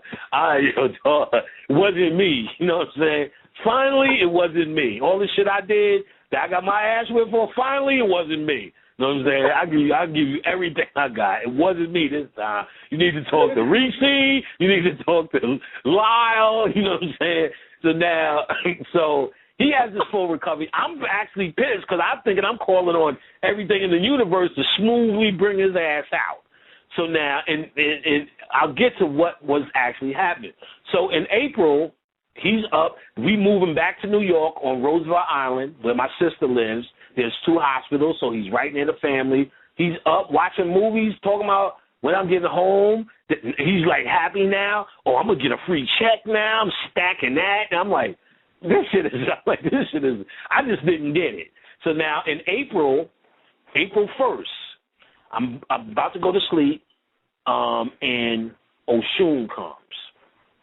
Hard. Now, this type of transmission, I've been able to shut it down because I used to have these and I used to hate them. These are the ones where they take me out of time. And I spoke about, this is the most annoying shit. You'll be getting a transmission for what seems to be an hour. You look at the clock, it'll be 7 minutes later. You close your eyes, you're out of time. And it's powerful. You feel intense pressure. I had these a couple of fucking times, and though the transmission is profound, Ella Fitzgerald, Louis Armstrong did that. My grandfather did that, and just on a Halloween once, when that gateway is thin, they did. The wind was blowing, and I could see spirits walking on the wind. But I don't really like those transmissions. It's just too taxing, if you will. But Oshun came on this night.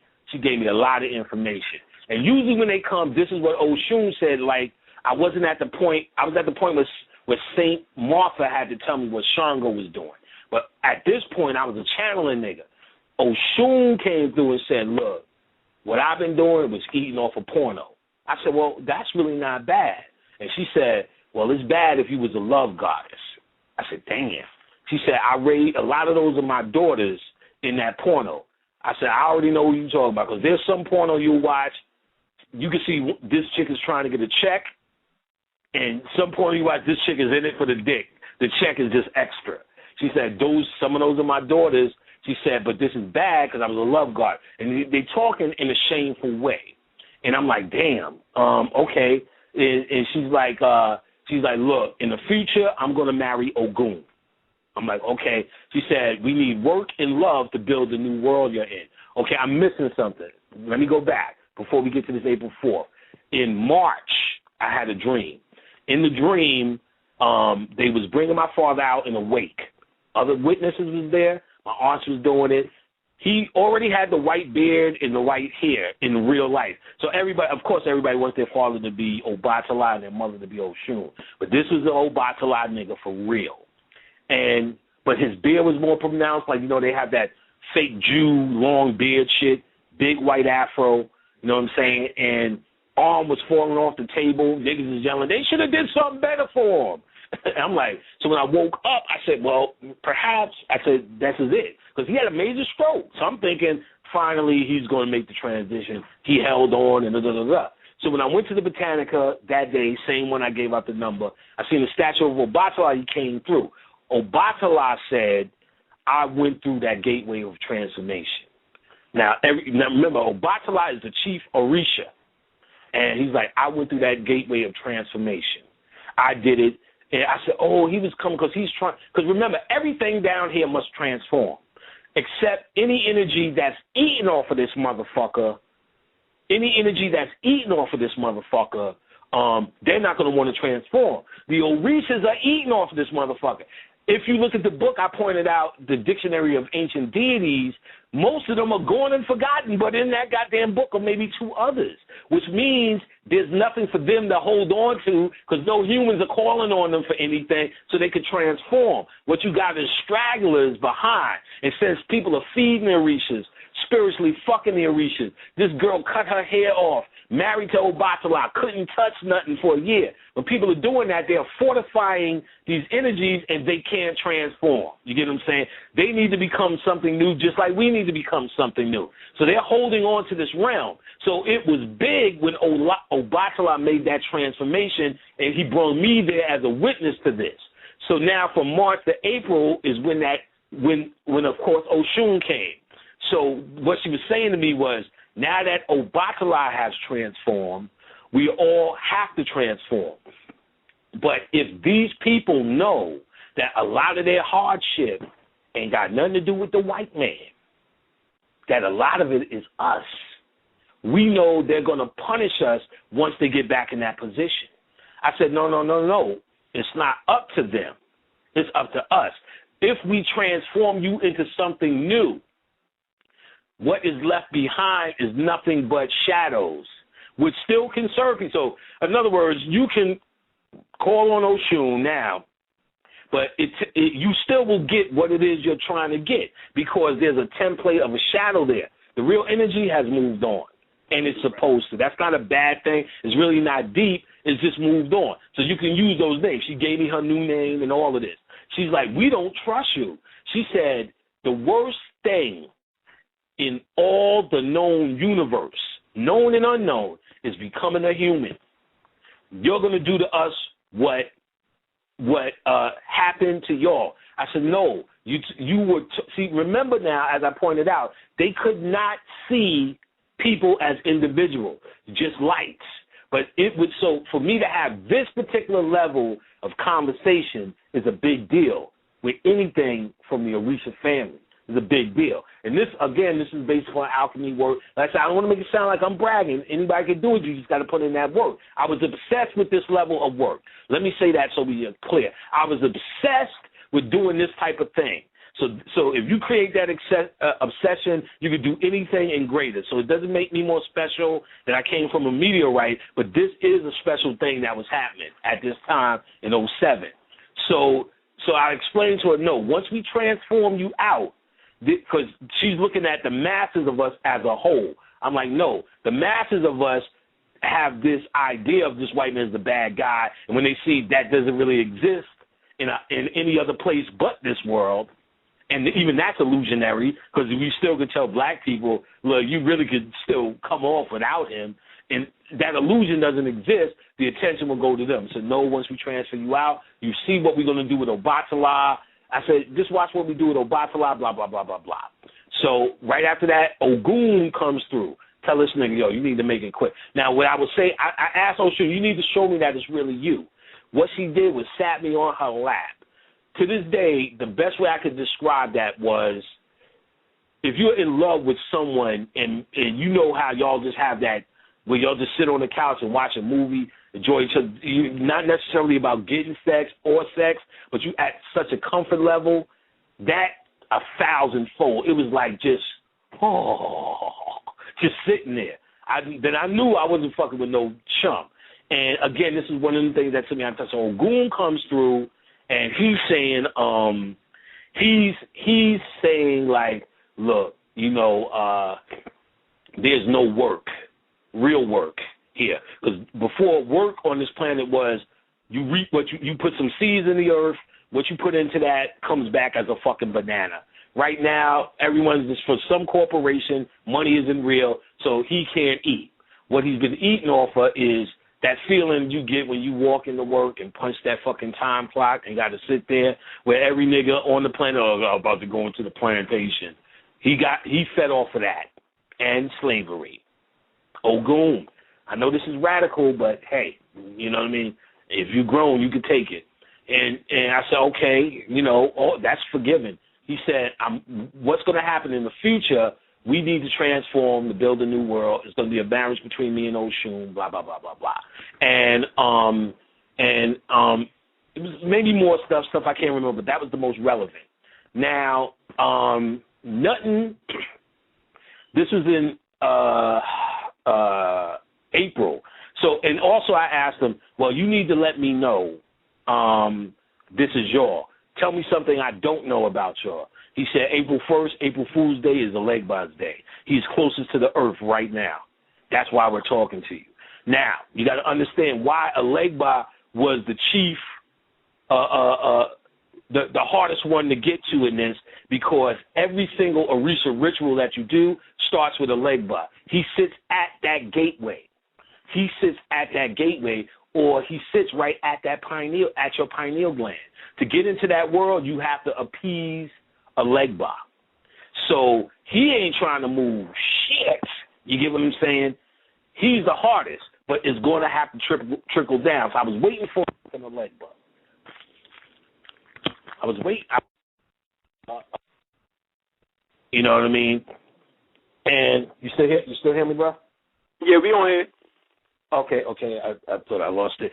Now, what I'm doing now, I'm looking for my notes, because I'm gonna let you know exactly what I wrote down. All right. I'm gonna let you look for that, but we got some questions too, so I'm gonna go to the lines right quick, and as you look, you can answer these questions too, just in case. Let me go to 757 area code. You're on the air. 757. Peace. Yo. Peace to the gods. Peace. Peace, almighty. Yo. Shouts out, to you, Panic, and brother Alim. Yes, sir. Same to you. Yeah, no doubt. I just wanted to shout you out, Panic, on something you had said previously about, like a deity sitting over, like, that deity that sits over, like, this, the struggle or whatever, the racism and all that, black on black. Right. Shango. At that time, let me, if we don't get this in, let me say this. All of the Orishas have now transformed, and based upon the work I did with them, some of the work that Bobby put in with them. So this story I'm telling, it has a happy ending. If we don't get to the end of it, they all went to another level, and which they would eventually have to go. But I'm sorry, because I just want to make sure that got in, brother. Yeah, no doubt. Okay. yeah, I was gonna say too that I just wanted to see, like, you know, it was something that I was like peeping out, like based on the masonry. You know what I'm saying? And you know how like this country like came up through that basically, and it was just like from what I observed through, you know, like, you know, what we see and, you know, things we read about. It kind of seemed like, you know, the you know, some of the violence, like as far as the lynchings and the murderings, like were they like Masonic sacrifices, like to that deity?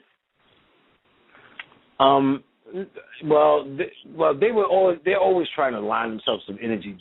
They've been proven, I'm sure Lean has talked about this plenty of times, that a lot of those lynchings and sacrifices were Osirian rituals. They would cut off the penis, cut off the skin. Like, see, that's what we were beginning to talk about earlier. Like, a lot of these things are symbolic, like drinking out the skull. You know what I mean? These things are symbolic, but because they have nothing spiritual that they can actually work with to use as a tool for their transformation, they have to take it down to the physical to try to get the energy. And they can only, and if they're doing these energies to God, we God. Our skin is God. Melanin is God.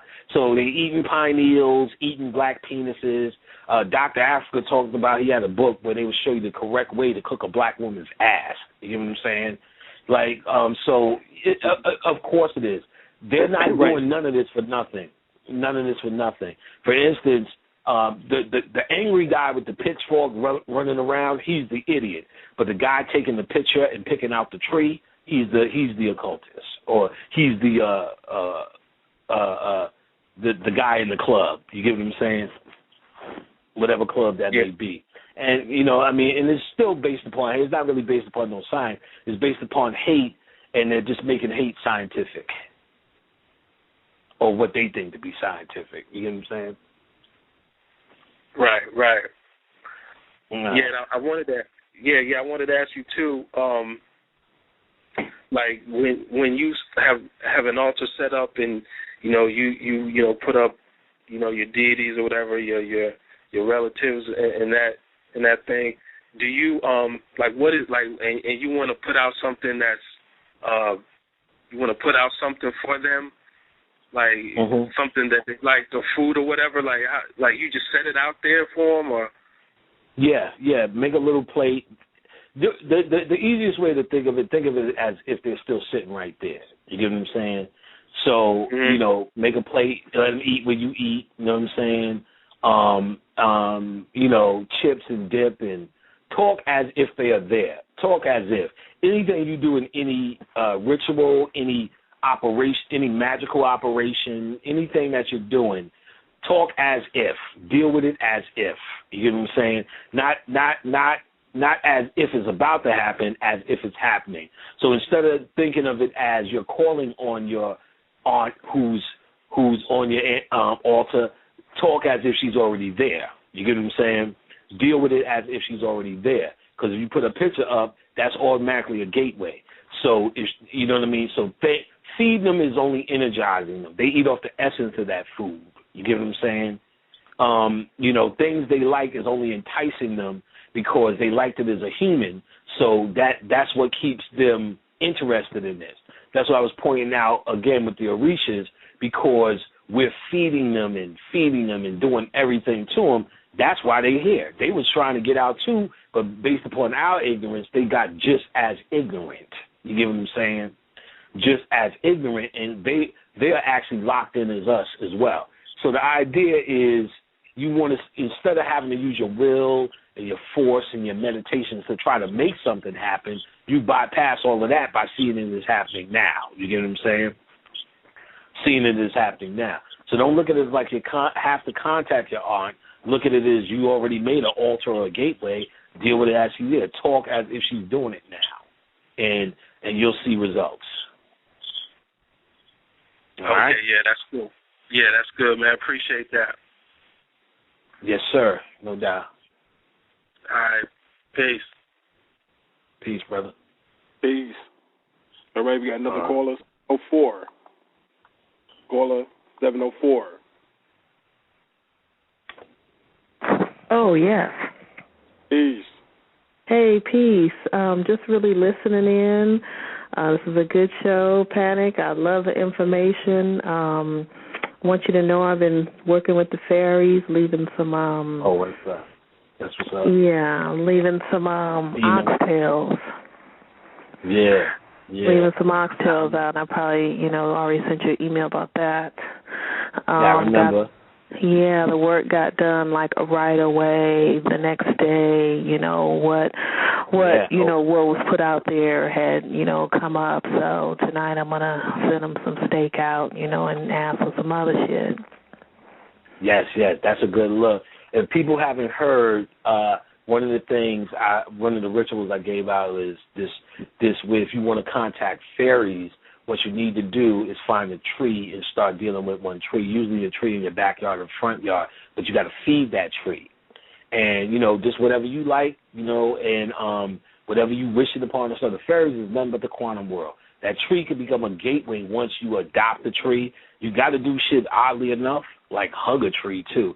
Niggas, you always hear that. You're a tree-hugging hippie. But that green tree connects with the heart chakra. And then you open a gateway to the fairy kingdom when you start doing that. You know what I'm saying? So you might want to pick a tree in your backyard if, you're scared what your neighbors are going to think. You know what I'm saying? And fruit, apple pie, cakes, all of that. We stay feeding our tree. Now, I didn't say this, but I'll say it now. If you want to contact dark fairies, you put out rotten food. And then the dark fairies will come if you need to throw an ass kicking, and we need to stop kicking our own black asses with this. You need to throw an ass kicking to the powers that be, to the Ofe, to Mr. Charlie. Right. Mr. Charlie up. You can fuck up Mr. Charlie or whatever. You know what I mean? You need to get something heavy done, and also know these things aren't just to get shit done and ask for shit. One of the best things you can ask for is wisdom. Okay. So wisdom. So see, this is what should occur. If you put down oxtails and you got something done that quick, then you should be very eager to say, well, now I want to know something. If I can get you to, get my flat tire fixed, then maybe you could tell me something I don't know. You get what I'm saying? Because at the end of the day, this shit is about when I contact spirits, I'm asking them, tell me something I don't know. Not just, oh, shit, good. Keep that rent popping. For the most part, what keeps the rent popping is what me and Brother Lean were just talking about. When somebody that you knew here, when you raise them up. Because those people understand what it is to pay rent, to have a job, because they were just here. You get what I'm saying? Fairies weren't really here in the context where they had to go to a 9 to 5. You know what I mean? I mean, some black folk are fairy folk. Don't get that wrong. Those folks are the folks that you meet somebody and they just can't stop smiling and shit. That's me. They got fairies. That's why they came so easy with the oxtail, because you wanted them. You get what I'm saying? You wanted them. You just, if somebody say, I bet you can't stop smiling, and you start smiling, that's you got fairy in your blood, like Sookie. You know what I'm saying? You straight up Sookie. You know what I'm saying? So you want to ask them for that wisdom. You know what I'm saying? Okay. That's like a very important thing, a very important step that most people skip. They're most surprised that they actually showed up.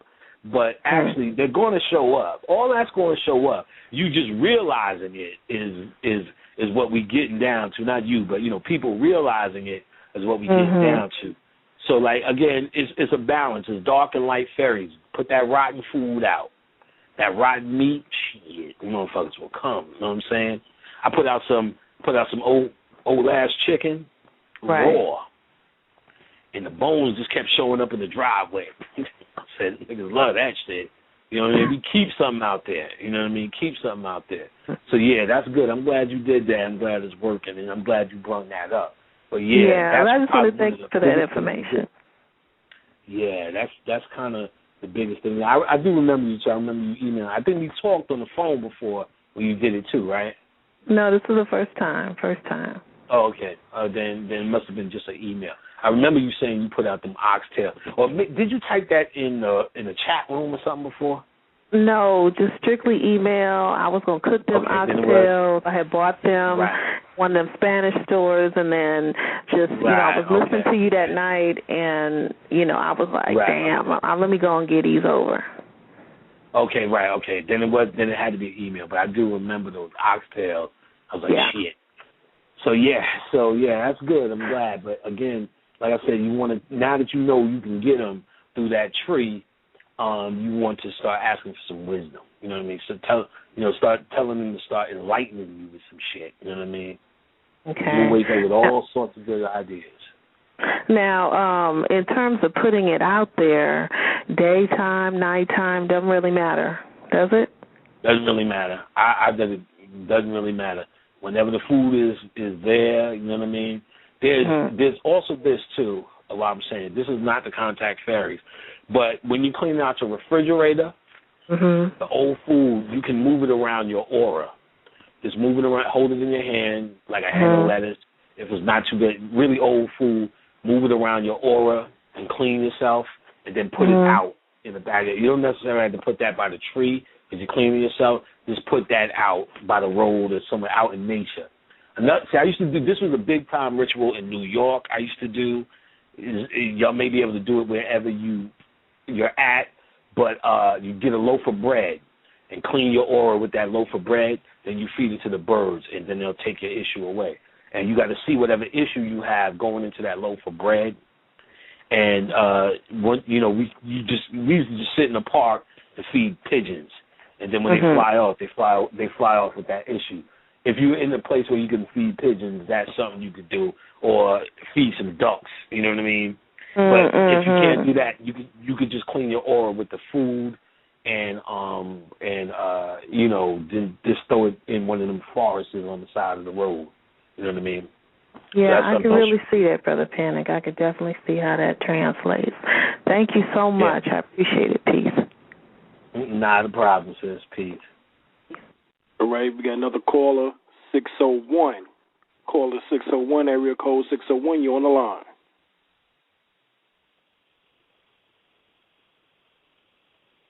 Caller 601, you're on the line. All right, we're going to go to the next one. 267. Caller 267 on the line. How you doing? Peace. Yo. Peace. Yeah, so I just wanted to understand how there's a lot of things going about activating your pineal gland. And I'm just trying to fast forward that if that can be, you know what I mean? Your ancestors can help you with that as well. Or activating DNA or anything like that. Yeah, because, look at it this way. All the ancestors, the deities, anything we could name right now are all a support team for what it is you're trying to do. Spiritually. Primarily, what you're trying to do is have your own realization. And as we pointed out in this show, that this quest for the Holy Grail, which is this enlightenment, is your quest alone. You, at the end of the day, it's something you have to do. Now, the way another way to explain it is you who are going to have to do chakra work, kundalini work, and deal with your own pineal. You're going to have to raise the energy to your head, which represents that quest, for you to have your own aha moments.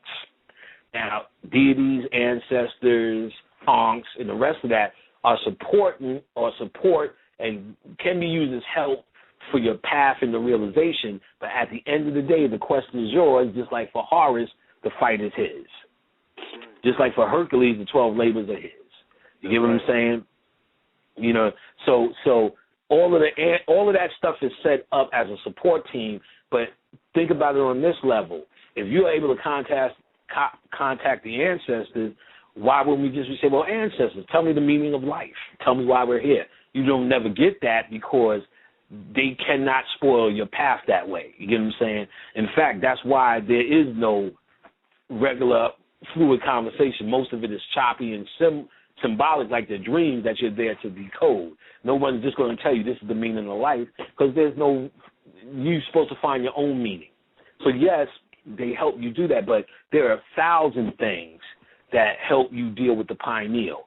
Most of those are through meditation, little things. If you stick the tongue at the roof of your mouth and hum, you start to vibrate the pineal. Like I said, I've offered a shortcut, which is the herb pack. That's what that does. It opens up the pineal. It doesn't give you an experience, though you get an experience, but it's not a drug experience. It's not a peyote experience. It is actually medicine for your pineal. But I've given out thousands of things you could do for absolutely scot-free. Aline has given out meditation. All of those things are things for you to, whenever you close your eyes, what you're doing, the idea is that you are looking within. And to look within, all those realizations and all those ideas, those aha moments, those things that make you go, well, maybe I should try this, or maybe I should stop doing that, or maybe I should finish reading that. That is your pineal talking to you, telling you how to become that watcher, how to become that netaru, where you have constant pineal activity. In fact, you balance out your life with that eye constantly open. See, my life is balanced because the pineal is constantly open. So everything I look at with my regular human eyes are still superseded by my third eye now. So now I say, know something? We shouldn't go into the store today. Know something? Let's stay home today. Know something? Let's not do that. Know something? We need to do that because it doesn't – see, prior to that, what I had to do is, last night I had a dream. We shouldn't do that. Last night I had this overwhelming feeling and this happened. We shouldn't do it. I don't even have to tell those stories no more. No, we shouldn't do it because you do so much work. You do so much experiments. You do so much what comes to your own mind as what you should be doing for your pineal to have so much attention that is now been like it's been doing push-ups and been working out and it becomes strong. It is just like someone who has been in a coma. It has atrophied. So the meditations, these tricks I've given out. Let me say this. Email me, panicpack@hotmail.com, and I will also mail you all the shows I've done with all their topics for absolutely scot-free. I've given out so many techniques on the pineal. You get Tiger's Balm. You put Tiger's Balm on your third eye, get into that meditation.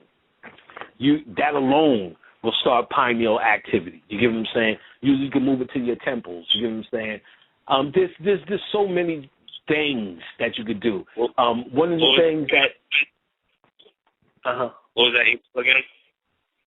I'm sorry. Say that one more time, brother. He talking about Tiger Balm. Email. It sounds like your phone is breaking up. Oh, the email, panicpack@hotmail.com. PANICPACK@hotmail.com. Just email me, say you need the show list, and I'll send you the list. And again, if you want a product list, I'll send you all the products I have to open up the pineal, clean the aura, all that. This is old hat. This is not like a new thing that's happening. This is old hat. So, but if you never heard of this, I also want you to point out that you never heard of this because I want to be able to give you back information on what it is I sell. But I definitely would like you to get a free show list, and then you could. And I deal with so many subjects, so many transmissions of what you could do for your pineal, how to practically apply the ancestors and deities so they can aid you in that. Because at the end of the day, deities are nothing but definitions of energies. And these energies are supposed to work with you to bring this thing up. So the deity is the methodology for calling on an energy to help you have a realization where you have. There's levels of Kundalini energy. The physical level, it always happens. That's what makes you a black person. That's what makes you not mountain climb and skydive, because you have a constant connection or pathway to a certain level of physical Kundalini, which is life force energy. So you're not looking out of yourself to jump off something, bungee jump every day for that life force. That's why Mr. Charlie, that's my new shit for the week, Mr. Charlie. That's why Mr. Charlie always has to jump off of something, climb something, just do dumb shit. What is the purpose of fucking a skateboard riding down a banister? You know what I'm saying?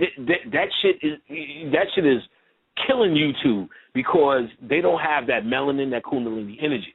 So now the physical level, when you go to sleep, they call it your beauty sleep. The kundalini rises, hit the pineal, a certain amount of melanin comes out, but it gets absorbed in the nervous system.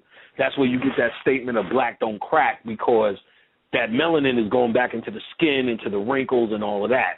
So, but the idea is once you start to spiritualize it, what starts to happen is you start to retain some of that melanin in that holy grail. Remember, the head is that holy grail, the fire castle or the cup.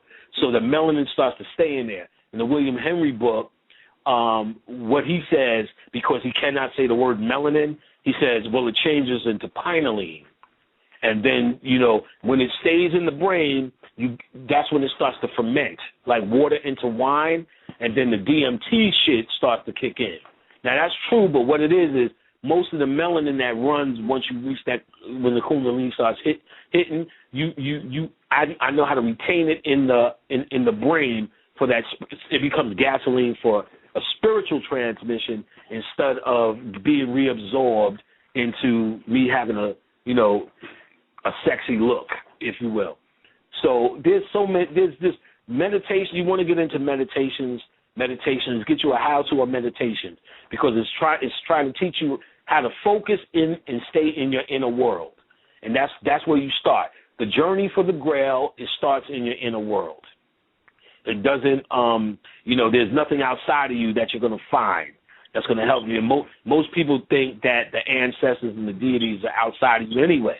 They talk to you from within. We just call it, something told me I shouldn't have did that, or something told me I should have did that when you fuck up. The idea is before you fuck up to say something told you, that something told you becomes a detailed conversation or a detailed guidance system that you can rely on for your path. You get what I'm saying? So again, get to the back shows.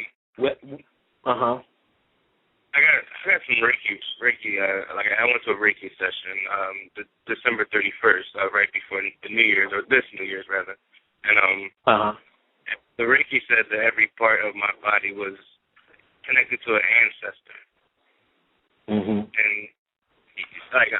I'm really kind of having a hard time. You know what I mean? That's really, I'm gonna tell you, that's really not profound in the way where you should be busting your mind over. Every part of your body has a spiritual connect. There's more than 7 chakras. So there's they say 209 chakras, depending, and even different things. When we use acupressure and acupuncture, they're hitting chakras. Each chakra is situated in the spiritual world. As it comes through you, it's a gateway. So that would situate your body that would say the ancestors are all over your body, or the spirits are all over your body, just based upon that. Or you can look at it this way, quite simple. In Egypt, there's something called the Temple of Luxor, which is the Temple of Man. You start at the feet and you get initiated and go all the way through the head. And each part tells a spiritual story on each of the walls, which means that is connected to spirits of the ancestors of the deity. So your body is a divine temple. Even the Christians will tell you your body is a temple. So if it's a temple, what is it supposed to house? Well, your soul, the ancestors. See, your soul is a quantum entity, which means it is connected to all things. And we should know this because we subconsciously call ourselves soul brothers. You get what I'm saying? We call ourselves brothers based upon the soul and based upon the quantum reality, which is connected to all things. So on a spiritual level, your body is connected to all things. The ancestors live within you. They live within your DNA. You get what I'm saying? So I think what he did was try to present that to you with no explanation to make it a little bit more profound. Now, actually, it is profound, but it could be. But he didn't explain it to you in detail where he simplified something so that is profound. You follow what I'm saying? Yeah, it's mystical, but it's not metaphysical. Right. It's mystical, but on a certain level is an obvious thing. You know what I mean? Your DNA is your ancestors' DNA. You have your DNA of your mother and your father and their mother and their father and blah, blah, blah, blah. So that's your whole body. How could the ancestors not be in you if you're a DNA being? You get what I'm saying? There's a spiritual level to DNA as well, and you're connected to that goes beyond the physical, and you're connected to certain deities and certain individuals where you're like, damn, you I'm sure you have friends, everyone does, in their life where you know that's your motherfucking brother. And I'm sure you have physical brothers when you go, I don't know who the fuck that motherfucker is. You know what I'm saying? Because that's a more spiritual connection and spiritual thing. So we are all one thing. You can't get away from it. You get what I'm saying? It is what it is. Like, if he would have told you that, you would have just walked out and said, oh, okay. You know what I'm saying? But he's telling you some shit that you need to walk with. Like, see, my cousin was telling me one day, he was with my grandfather, right on my grandfather's deathbed. My grandfather said, my grandfather was a straight dark magician nigga, all them early societies, he was in that shit, all that OTO shit. So this nigga, and my cousin knew that, he's younger, so my cousin's like, yo, this nigga said to me, that which knows and knows no bounds from the heart. Some old bullshit like that. And he said, then the nigga died a couple of days later. I said, I'd have woke his fucking ass. What the fuck does that mean? You know what I'm saying? They're going to have me, this nigga, 5 years later, he's still trying to figure that bullshit out. You get what I'm saying? So it's like niggas will tell you some shit. You be trying to figure that shit. Ask that motherfucker, what the fuck does that mean? You know what I'm saying? Most of us, like, don't want to seem like it's profound. And we don't scout. Motherfuckers say some more weird shit. Nigga, you need to re-explain that shit. You know what I'm saying? And you can just take what Malcolm X said. He said a true teacher could take something that's very profound and explain it to you like you in the third grade. That's the mark of a true teacher. That's the mark of what we call breaking something down. You get what I'm saying? If we break something down, you need to take something that's high and make it easy. You know what I'm saying? For folk. You know, that's the idea. So in the future, if somebody says some shit like that to you, you need to sit there and say, can you tell me that another fucking way, sir? Especially if you're paying for a goddamn Reiki session. You know what I'm saying? Exactly. You paying for that session. That nigga need to come up with some book. He need to come up with some goddamn book. You know, some goddamn. He need to come harder than that. The ancestors live within your body. Where the fuck at, nigga? Like, you know what I'm saying? Can I get rent? You know, something. You know, yeah, something. It's real simple. Your ancestors are nothing more than your genes. And you wear them every, you know what I'm saying? And they ain't talking about your pants either.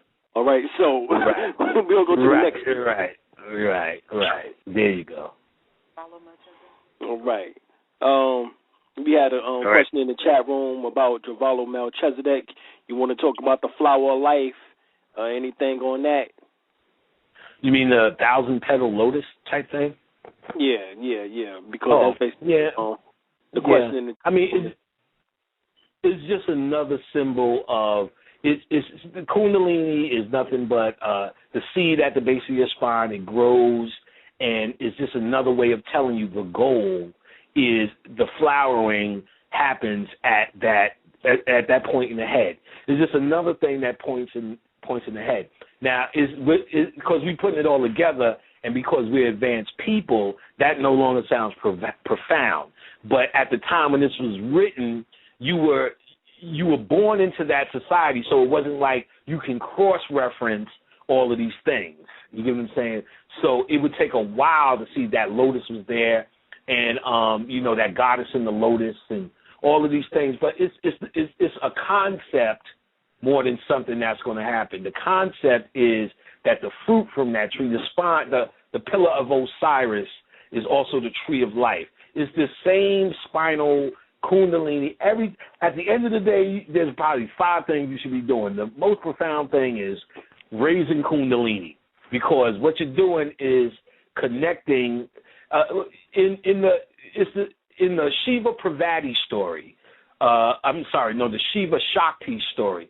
Shakti represents that unlimited power or energy. Shiva is sleeping. which represents the pineal. Shakti meets Shiva, and he's awakened. So, or he's blossomed. Now, in the regular... Or Set meets Osar and resurrects him. Right. Yeah. And resurrects him. Right. She gets on top of him, resurrects him, and Horus represents that flower or that fruit of that coming together. It's the same concept. Even in the marriage that we have today, it's the same Shakti ritual, Shakti Shiva ritual. The man waits at the altar, and the woman walks up the aisle and meets him. And then his life's supposed to begin because of his wife has approached. Here comes the bride. So it's the same thing. Now, because of the Shakti or Kundalini energy, not only is Shakti later becomes the goddess Kundalini, but they would even say for whatever consort, Vishnu and Lakshmi would be Vishnu Shakti, meaning the activating force. Now, the head also represents, again, the sleeping father, the Osiris. You get what I'm saying?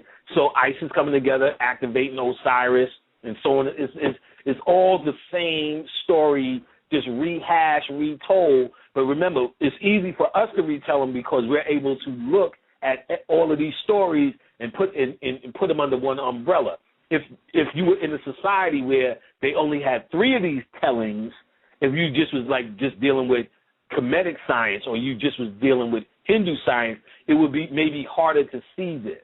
And really what I noticed the hardest thing about seeing these things are actually the mindset that comes along, because the information can be absorbed by anybody. Any fool could read a book and any fool could repeat it. But the mentality that we have usually, that's where it gets elusive. Like, for instance, what we were just talking about when I was saying, no, if a motherfucker say some old weird shit, ask that nigga Johnny on the spot. That more deals with the mentality, because I'm sure you're confident enough to know if that nigga said, well, the ancestors in your DNA, you'd have been done right there. Oh, I know that, and walked away. But so it's the mentality as if someone came with this wise word and they know something that they can only tell you in certain kind of ways. You know, that's just too much. You get what I'm saying? It is, you know, you want to have, you want to keep this in the mentality of who and what it is that you truly are. Because that's, once you see, most people think you become conscious, and once you become conscious, you're supposed to, your social behavior is supposed to change. What it is you do is supposed to change. So with this external change that's happened, you no longer could analyze as you've been trained to analyze your entire life being yourself.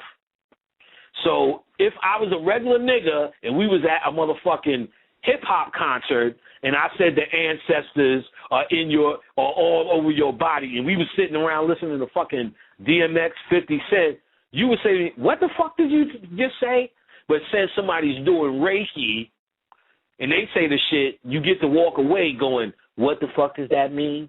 Because because we thinking consciousness is something other than how you analyze. One of the first things I realized, this learning this shit ain't supposed to be, I'm not supposed to be becoming something new. What's supposed to be happening here is I'm supposed to figure out why I was doing the shit I've been doing my entire life. Right, and there's a phrase for that called know thyself.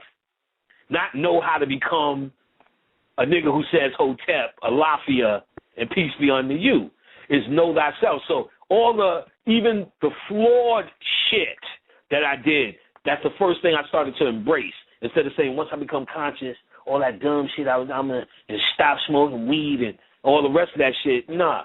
I said, I'm going to embrace why I do this dumb shit and start to love it. I'm going to know myself.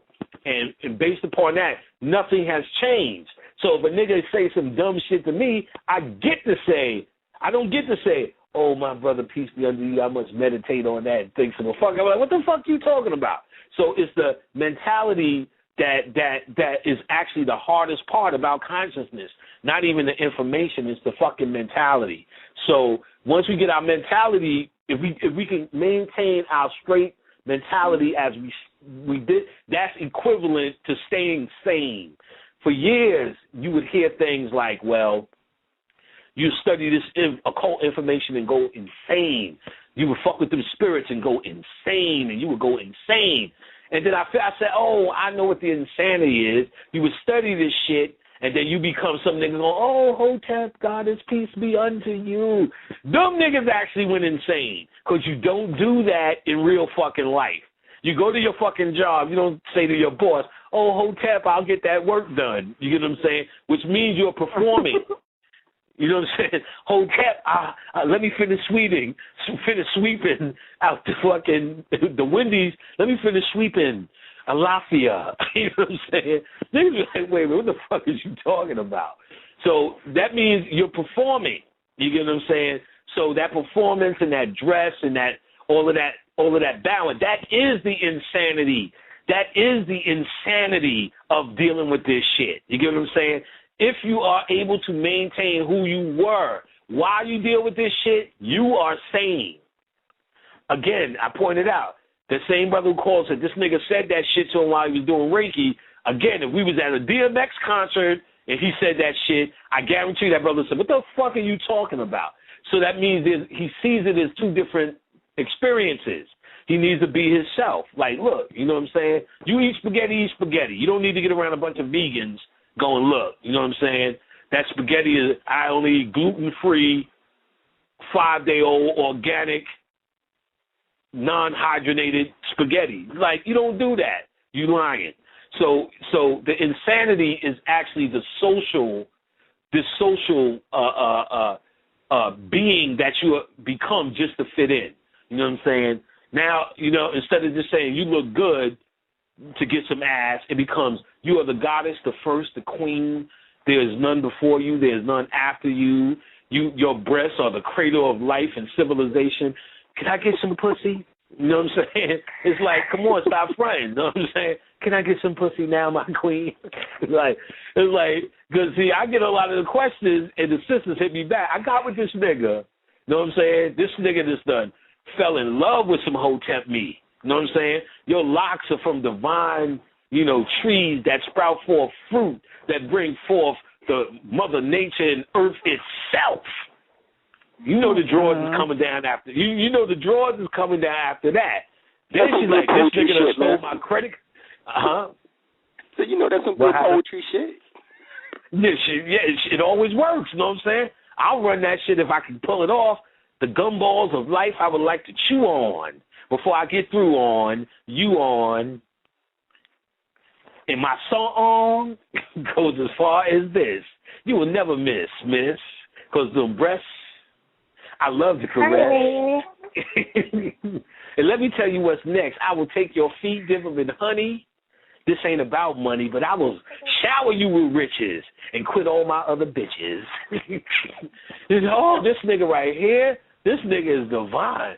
Telling I want to bring my obelisk to your house and all this shit. And then I get this email. That nigga stole my credit card. He beat my kids. He ate all my cereal. I ain't got no gas money. You know what I'm saying? I need grocery money. Oh, a regular nigga. Because he figured out a dialogue to fuck with your ego. You get what I'm saying? Right. So it all amounts to insanity. So I'm thinking, you know, when you first, there's a spirit that's going to come when you deal with this occult and just fuck you up. You're going to be outside shitting in a newspaper. You get what I'm saying? Talking to a fire hydrant. Ooh. And I'm sitting there like, and I'm like, no, it ain't that. It's this kind of shit I'm seeing on goddamn Facebook right now.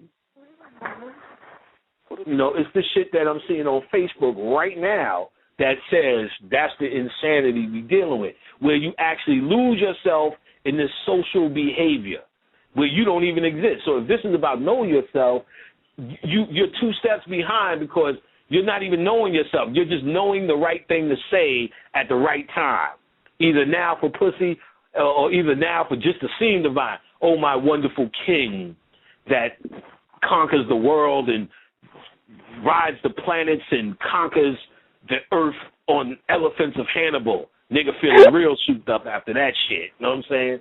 Nigga feeling real good. And it's like, that's all it really does is make you feel real good. You know what I'm saying? And so that's the insanity. You know what I'm saying? That's the insanity. And I can't stress that enough. The idea here is can you retain who you are? Remember there was a big thing, Aline, with I can no longer hang with dead people. Remember that? Oh, right, now that I'm conscious, I can't hang with dead people. Then I said, that's not it. That's a phase, or should be a phase, when you learning something new. But now, every single dead motherfucker that I used to hang with, I can still hang with them. You get what I'm saying? Because really, it was a whole path of not me changing, just understanding who I am. You get what I'm saying? Right.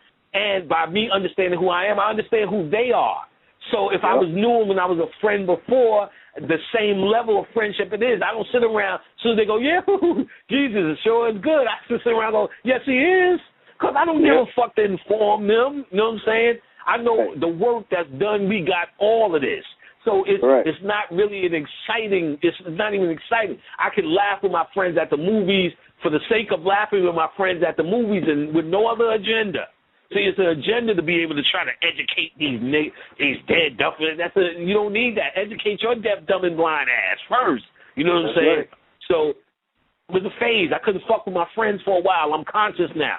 Then that shit wore out quickly. The more I hung around conscious motherfuckers. So I think, goddamn, at least my friends I had fun with. You know what I'm saying? You know what I mean? Niggas wasn't scared to eat some butter at the movie theater or some popcorn at least. At least them niggas loyal. Right, at least them niggas is loyal, you know what I'm saying? These motherfuckers here, boy, shit. Real talk, there was this built-in thing. There was this built-in thing where if somebody says the word melanin, they automatically became your number one friend. You know what I'm saying? You know, pineal gland. Oh, this is brother Izard. You know what I'm saying? Pineal gland. Oh, brother Izard, he's one of us. And then these motherfuckers, and then there's always some slimy shit down the road. Always. And then I started thinking, I said, okay, most or a few conscious people would say, you know, I couldn't get along with humans, that's why I'm here. Then I started to realize, maybe you just are not an agreeable motherfucker before this information. You only became conscious because conscious people like to say, I'm an outcast, I'm a black sheep. Maybe nobody liked your ass in the beginning. Because if you see, you know what I'm saying, maybe nobody fucking liked you anyway. You only became conscious because it became the national anthem to say, I don't get along with humans. I don't get along with the world. I get along with all motherfuckers. I understand the science of humanity versus your God mind and all of that, but that's not what people are on. You can't get to call these people dead and then get mad that they are dead. You know what I'm saying? In the context we call them that. But still, they are, you know, I have friends for 20, 30 years. Motherfucker, just because you said the word Kundalini, that don't mean we buddies. You know what I'm saying? And but brother, you know, that's, you know, people all the time, and I'm sure you get it too, they'll say something that's just a little overstepping the bounds, and you get to go, look, motherfucker, we ain't know you, brother. We as a people, and as Kundalini beings and light workers, I'm like, what the fuck are you talking about? I don't know you. I don't never call you that. And your own mother probably don't like you with a mouth like that. You know what I'm saying? You need to be honest. You know, be real. If you're dealing with this whole thing is to become to deal with the nature of yourself, not to hide it. You get what I'm saying? Hide it in a goddamn kente cloth. Hide it in a goddamn ankh. You get what I'm saying? Before you even open your mouth and say what book and science that you know, by your behavior, you show that the inner workings are not really happening. You get what I'm saying? The inner workings are not really happening. You reveal yourself. When you got that inner thing, it pulls you in a place of peace and calm. We're not talking about if you bebopping and scatting on Facebook. I talk the most shit, put up the most pictures on Facebook. But guess what? It's Facebook. You get what I'm saying? When we turn Facebook off, the only people who need to take me seriously is myself. All right. I don't put on social fronts. You get what I'm saying? If I don't like you, I don't care how many locks you got. I'm going to say, look, man, get the fuck away from me. You know what I'm saying? You creeping me out. You know what I'm saying?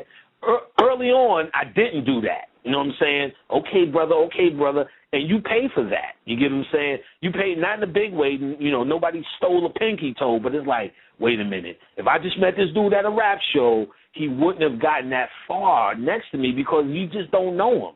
This Kundalini word talk, you know what I'm saying, seems to put people close. That's because I said, oh, okay, you're talking about a great deal of social misfits. Not everyone. I don't want to. Patton said the whole conscious community is social misfits. No. But a portion are social misfits, and there's no denying that. Whatever event you go through, there's always one that's going to say some shit.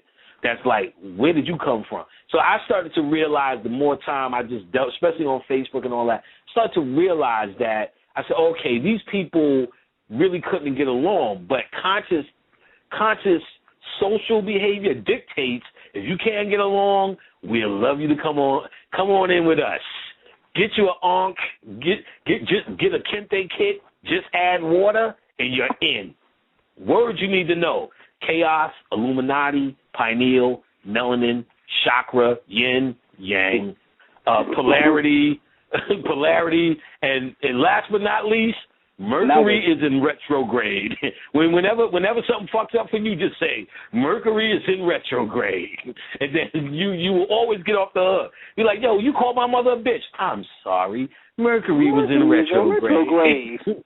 Mercury is in retrograde. Now, I joke on that. Mercury is in retrograde when it is what it is. But what I'm talking about is people using this as an excuse. It's always something. You just can't be yourself. You saying things. I was falling into that shit, saying words like your paradigm. And I'm like, I looked at myself one day. I said, I'm stopping right now. I'm stopping this shit. I'm stopping this shit. I looked at myself and said the word paradigm once. I said, I'm stopping. Enough. Let me go start buying books. Enough.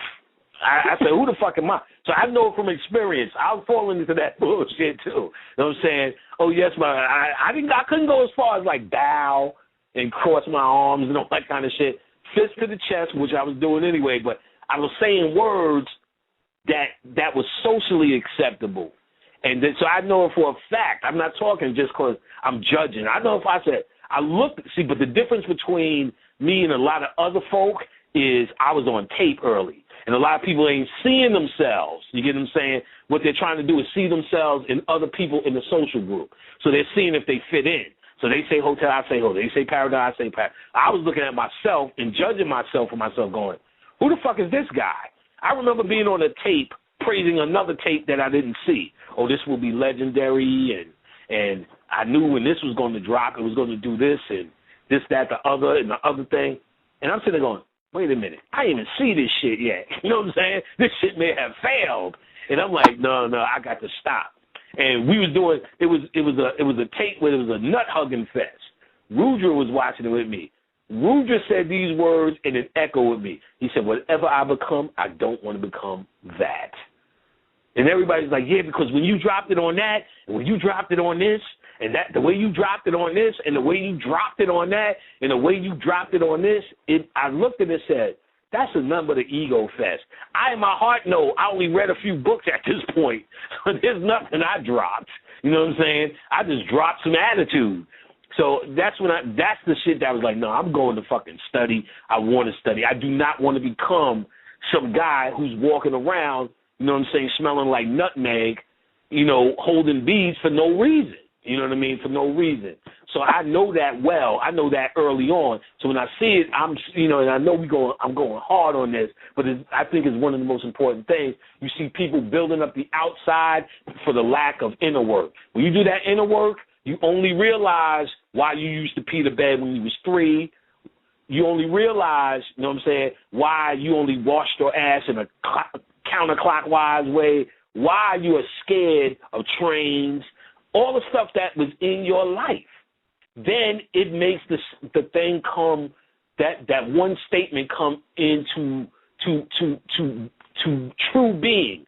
Know thyself, not know thy way you're supposed to act. You know what I'm saying? Now I feel for every single thing I've done, every fear I had, every single thing, I know why. I know there's an origin. I know there's a spirit. I know there's even things in past lives now come. I think that's what know thyself means. If I was sitting around putting fronts, because, you know, and people say, well, brother, you kind of coarse, you kind of crass. What do you think, I'm stupid? If I wanted to get more people just to be, you know, to be that guy for some capital, oh, that's easy.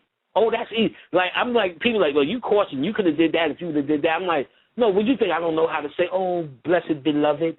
Exactly. Call everybody beloved. You don't think? You know what I'm saying? They tell me the same shit. I Hey. said, oh, well, I mean, I guess what? You want me to do a Joel Osteen? Well, my father once told me. You know what I'm saying? I mean, what the fuck you want me to do?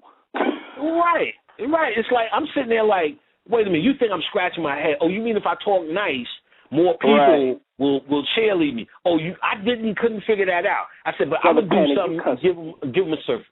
I'm gonna do something and give them a little bit more benefit of the doubt. I'm gonna be real with them. You get what I'm saying? I'm gonna be 100% real with them. I don't call you beloved because you're not my fucking beloved. I've never said that word, so I'm not gonna say it now just to make it. I've never said Hotep. I'm not gonna say it now to make you feel like I'm in with you, that I'm communicating with you on a certain level. And that is doing a service. I'm giving it to you raw and real. And it seems to be working because when I went to that lecture, there was a whole bunch of old ladies giving me hugs. I was embarrassed, you know what I'm saying, with all the cursing I do. You going to say something, but I'm sorry to cut you off. Oh, no, you ain't cutting me off. I just said I do once in a while say Hotep. Yeah. I mean, but it is no.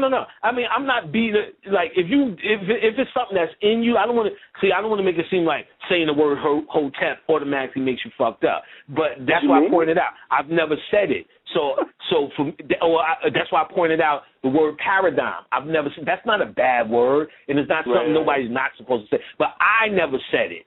So you get what I'm saying? So for me to say it is me doing something wrong against me. And if people say it, I'm not trying to demonize that word or put no particular person under no spotlight. What I'm talking about is just being true to yourself. You get what I'm saying? If the word Hotep resonates with you, then say it as the day is long. But we know a great deal is just saying it to fit in. That's why I brought up the story, like all them Hoteps and queens, and I believe in the sister, your eyes are the eyes of the universe and all of that shit. And then they say it was just a regular old nigga. Nigga had a gun around my house. And these are true life stories. Nigga came and pissed on my rug, panic. I said, yeah, but what was he telling you before? Oh, your fingers are the fingers that open the locks of all keys and the water of noon and all this kind of shit. Yup. I said, because they figured out, once you can figure out a dialogue or some game, they got your ass.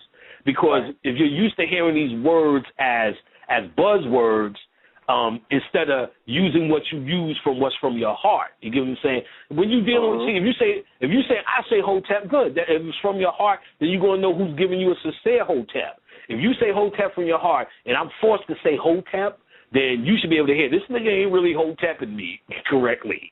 Because it's not, you know what I'm saying? It's not written. So, so I'm not trying to believe me. Let me be clear. I'm not trying to demonize the word or anybody who says it. Like, you know what I'm saying? But, I'm speaking in my context. I've never said that word. I've never said and even more than Hotep, that's why I try to use the word paradigm. You know what I'm saying? Where it ain't really, because I know Hotep is our greeting. So I don't want to say anybody who greet. Oh, I'm not saying people don't greet me with Hotep. Keep it real. Is the primary message. Keep it real. That's what you do. I'm not even going to look at it like that or judge you like that. I was basing it upon if you know your heart. Nobody was taking it personal. You know what I'm saying? No. I know you wasn't. But you know how we have to explain things down to the letter. I'm not really saying that you, but just to put it all on the line so nobody's getting confused because right. I know you know better, but just so everybody understands. Questions. We're gonna go to area code 317. Area code 317. You on the line? Area code 317. Are you on the line? Area code 317. Yes, I'm on the line. Oh, okay. Peace. Oh, you can hear me. Okay. Yeah, we can. Great. Hi, everyone.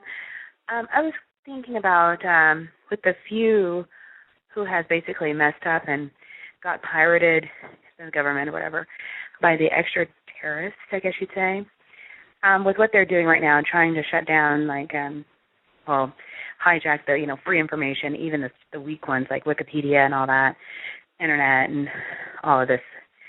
I was trying to find out what type of ritual would you suggest to do as to right now they're trying to caused some type of pandemonium, I guess you'd say, with disease and. You mean? Well, you mean like a ritual to accomplish exactly what, like to keep the internet open? No, not at all. I'm just laying down what actually is going on, like right at this moment, with what their plans are, with the internet, with the diseases, and with the artists that they're basically holding hostage, with their plans of, like they did with Michael Jackson, what they did with like Tupac, things like that. What right now, we're in this transitional period, and what type of ritual would you suggest for people who can't go to Atlanta, Norway, and Australia, to go underground? I guess you'd say. Well, let's first identify they. Who's they? Well, the people, not the people, the extraterrestrials or the extraterrorists that are holding up the Illuminati, basically. They're holding them down. Well, this is what I tell you to sum all of that up. Okay. Okay. I've been talking to spirits since about 2007 on an advanced level, but maybe 2005 been making contact. So for 2 years making contact ancestors, and since 2007 to now, and I mean I could talk to anybody, anything in the universe. Not one thing has ever mentioned the Illuminati. Not one thing has ever mentioned chemtrails, vaccines, none of that. So if I don't see it in the spirit world, which is the real world, I pay very little heed to that. Everything I also see in the spirit world said everything that we are doing as conscious people is moving that ball, is that ball is still rolling. So my suggestion to any of those things is stop worrying about who they are, whatever name that was told on YouTube, and deal with all the above that you heard tonight. Get into yourself, get into your power. Following that? And so in other words, there's always a they, there's always a bad guy, and there always will be a bad guy. But at the end of the day, I'm not thinking about the bad guy. I'm thinking about not bad guys. I'm not worried about that. But I'm talking about the extraterrestrials. Are they good guys, the extraterrestrials? No, I mean, it's relative. It depends on what side of the coin you're on. We're of them. What side Well, I'm on the side of the coin that says do your own work, get into yourself, study your own shit, and there's no such thing as they, but you make it. So that's the side I'm on. So that's the only thing I really can speak on. Okay, so what would you say to, as far as like working on yourself? Okay, what would you say? What I would say is what I've been saying for all of this show in the last 3 years, on the radio, which you can get that show list. So there's plenty of every show I did, and there's at least over 25 to 30 of them that I can give you for absolutely free, including shows on Tupac and Michael Jackson, where I lay out in every show of things you can do to enhance your powers. So just email me at panicpack@hotmail.com, get the free show list, and that question that you're asking, all of that stuff in detail, and there's 2 shows, 3 hours each, of nothing but books you can get. I've also done a little synopsis of each book.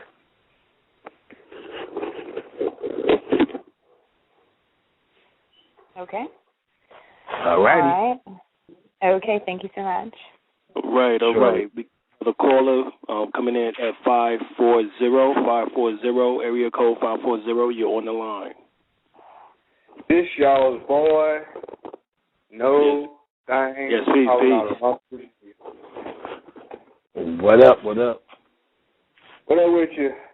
Hey, yo, I was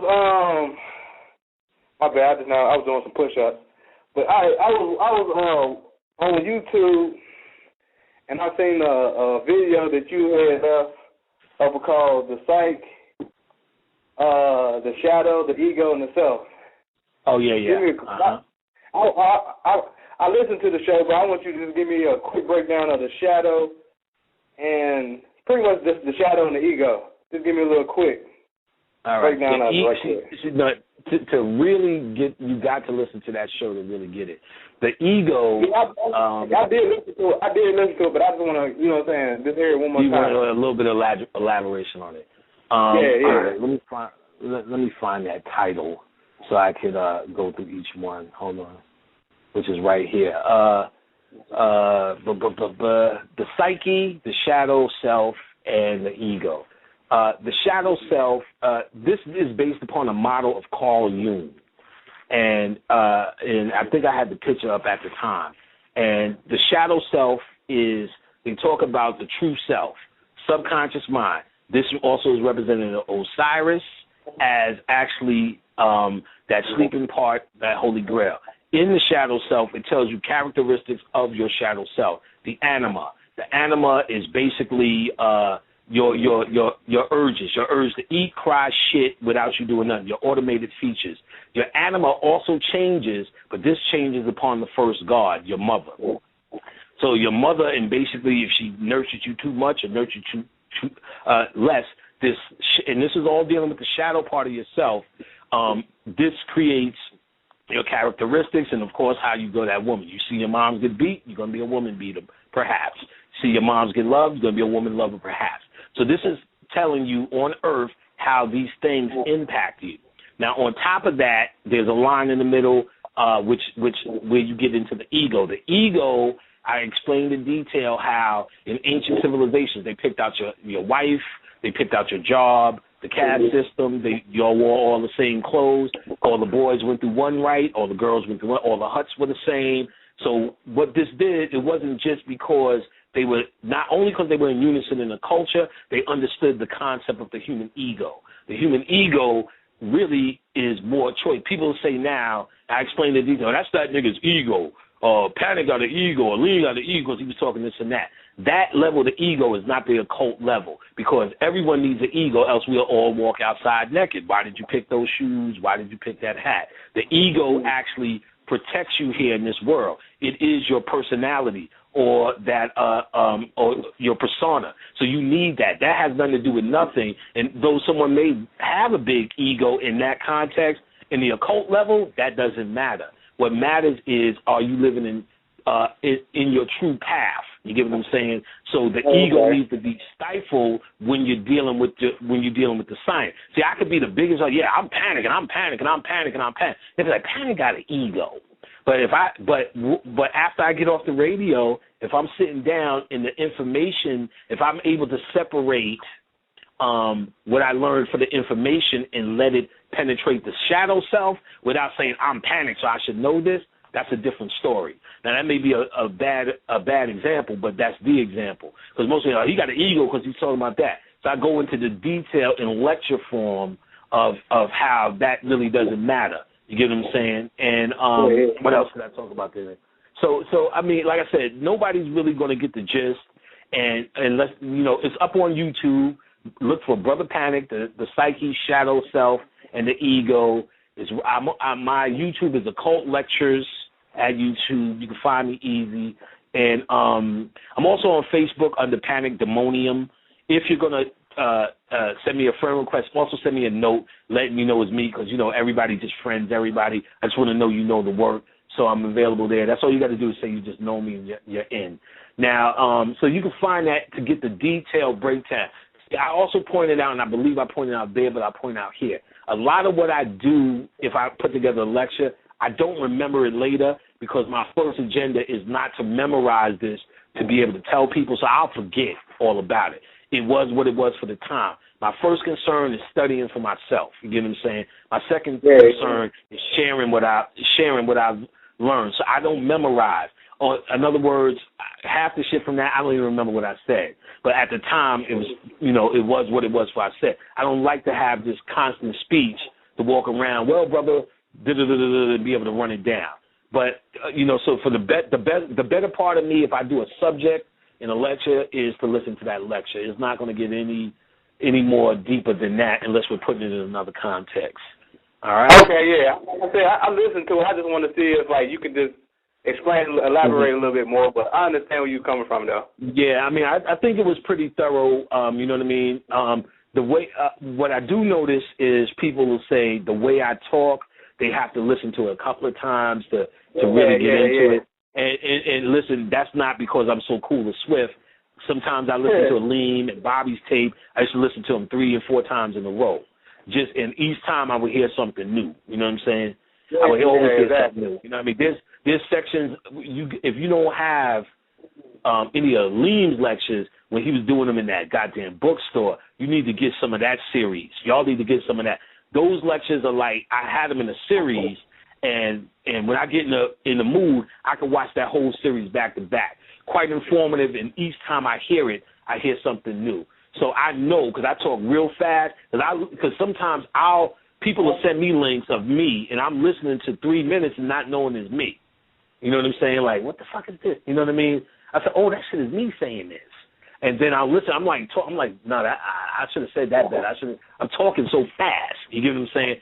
So it is thorough. I know that's one of the ones I like. It is very thorough, but you're gonna have to hear that a couple of times to really say, oh, okay. You know what I mean? But it's what it is.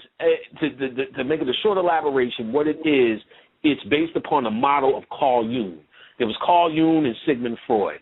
Carl Jung kept spiritual ideas in his work, and Sigmund Freud just went the way of the intellect. So Carl Jung came up with the unconscious collective, and when you have those psychiatrists that want you to sit on the floor and light incense, those are from Carl Jung. When you have those psychiatrists that's sitting in a chair and want you to look straight ahead and no contact, Sigmund Freud, intellect.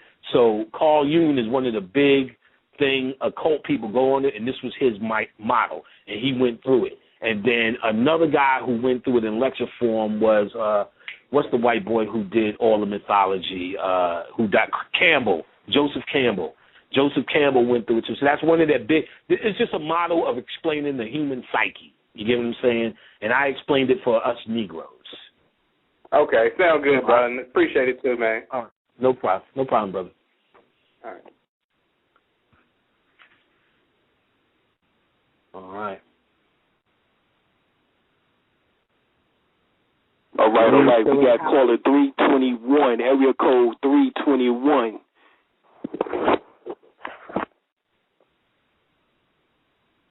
Area code 321, you're on the line.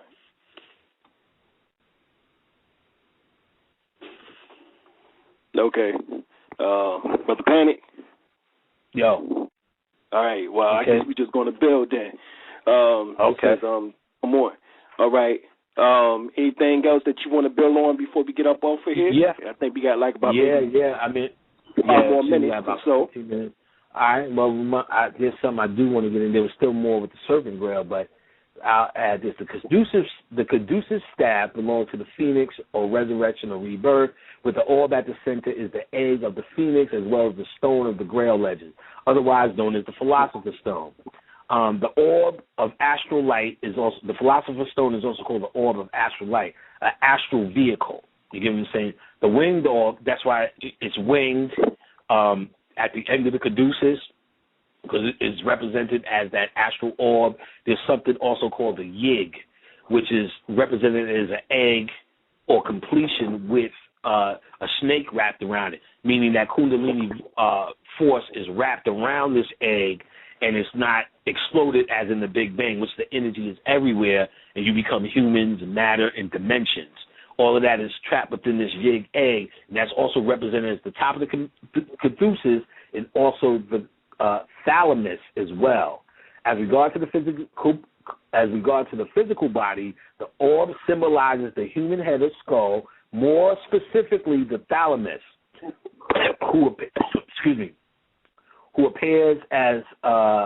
whose appearance has been described as egg-like, therefore represented as the cosmic egg or stone in esoteric tradition.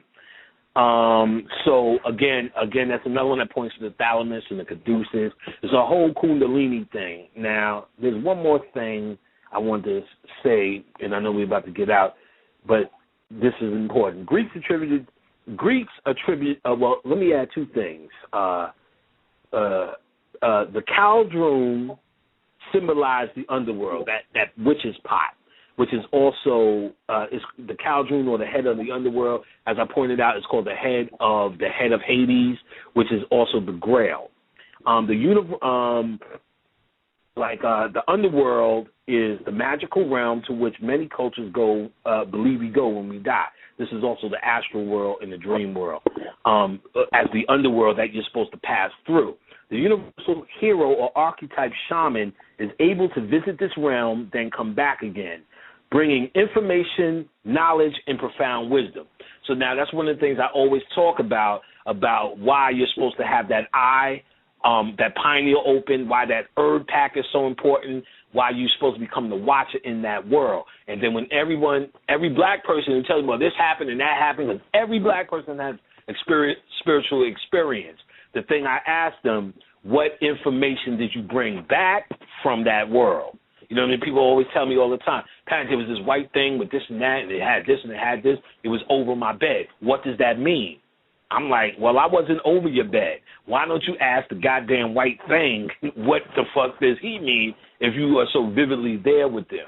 Because the whole idea is not just to have these kundalini or out-of-body experiences, is to bring information and knowledge and profound wisdom back. The pathway to that is through practicing astral traveling that eventually gets you into lucid dreaming. Arthur was the son of Uther Pendragon. Uther Pendragon. The name contains the word pen, which means head. So you got all of these codes that's showing you this is a kundalini thing. Like for us now, it seems easy, but if you were dealing with this and didn't know this information, this would be profound, and this would be like Sherlock Holmes clues. But since we already done laid our case, all of these things just realign with the head. But they were rather further clues in this ancient play on words. Uther means wonderful, is also similar to Aether, the father of the pagan god Pan.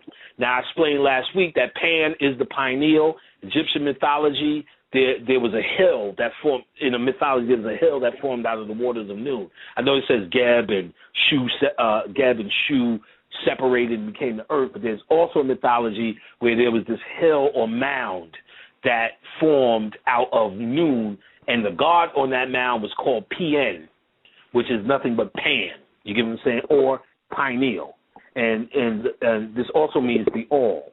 Now, the Greeks attributed their principal god Zeus as Uther Zeus, was born, and remember, Uther Zeus was also, they considered to be the father of Arthur, who, like Osiris, Horus, Pan, and Jesus, was deemed to be the son of God. So when you hear these quest missions, they not just Jesus, all of these are sons of God, which is just. So we are the sons of God, which is SUNs of God, and as I pointed out earlier, our birth mission here is consciousness and nothing else. Our birth mission here is the quest for the Holy Grail, which represents home. You get what I'm saying? And the quest is within, spine to the head. You're not getting past that. So we are born with this quest. Uther was also known as Uther Ben, and Ben in the Hebrew word means first, original, and even head. It is customary for the Jews to name their favorite son Benjamin. So the name Ben could be associated with the first point of creation with the head. This name is also related to the ancient Egyptian word Ben-Ben, and the Bennu bird, the Egyptian phoenix. Now, you cannot say that without saying Dr. Ben.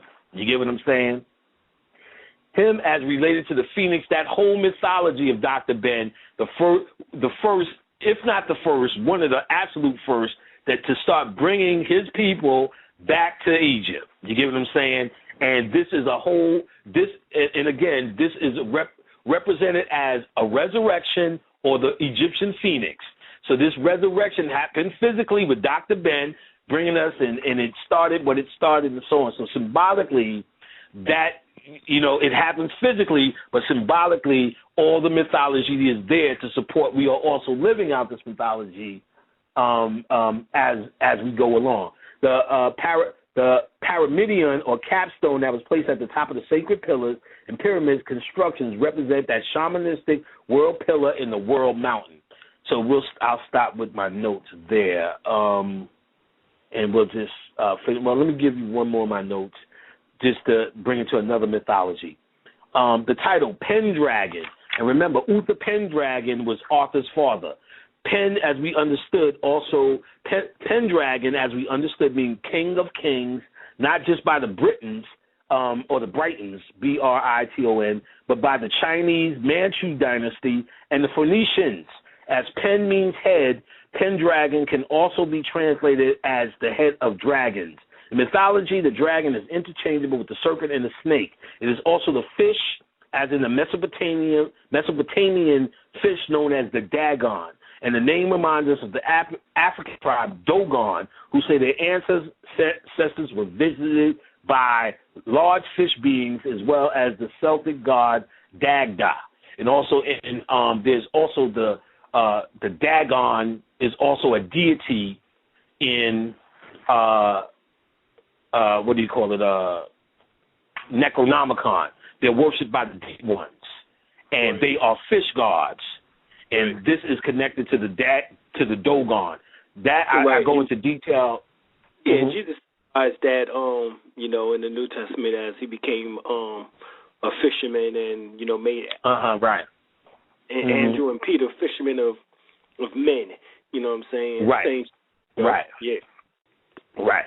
And yes, I go into the Dogon thing as a fish god and the deep ones in my book. I did a Necronomicon chapter, so I'm not going to give too much away. So I just want to give a little bit more information and also wanted to point out that, Dr. Ben's role has been that of that phoenix. You know what I mean?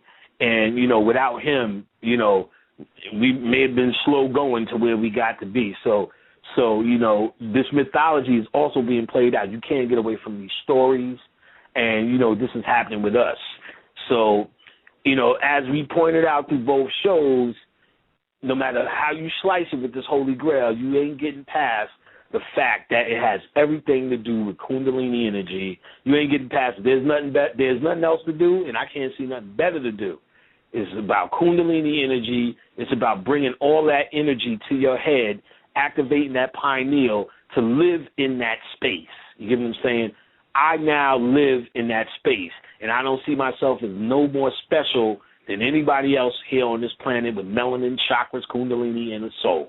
So if I say it from this place, and I can say it because I also feel whatever I say and whatever I do can be done by you. I don't feel special that kind of way where I've dropped from a fucking meteor somewhere to show you something that you couldn't figure out. It's a matter of how to figure a lot of shit out, which I see us stomped on, which is easy to get unstomped if you're listening to what teachers are telling you. So if you go by that, turn that energy within, know all this shit and all this mythology is a whole elaborate way of trying to tell you you're going to have to find someplace by yourself and start studying yourself. It's really about getting to love yourself for your flaws, too. That's one of the first steps.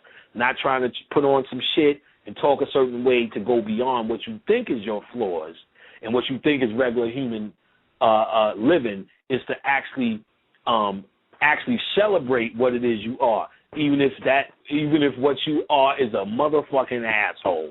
You get what I'm saying? You need to celebrate your asshole-ivity because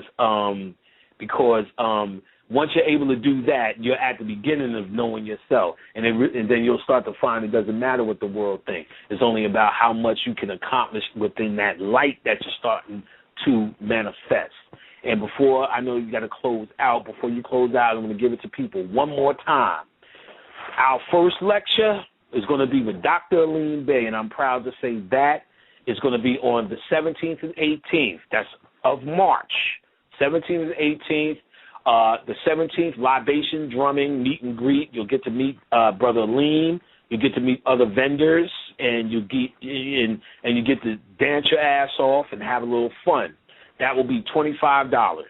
On the 18th will be the actual lecture where you will sit down with your pen and pad. Dr. Aline will teach, and that will be $30. We are selling these tickets in advance because this place, though it's big, it does get packed. It sold out in 3 days for the last lecture, which was with Professor Griff and Brother Umar Johnson.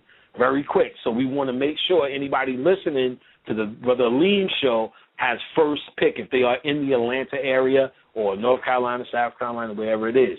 Email AtlantaLectures@hotmail.com.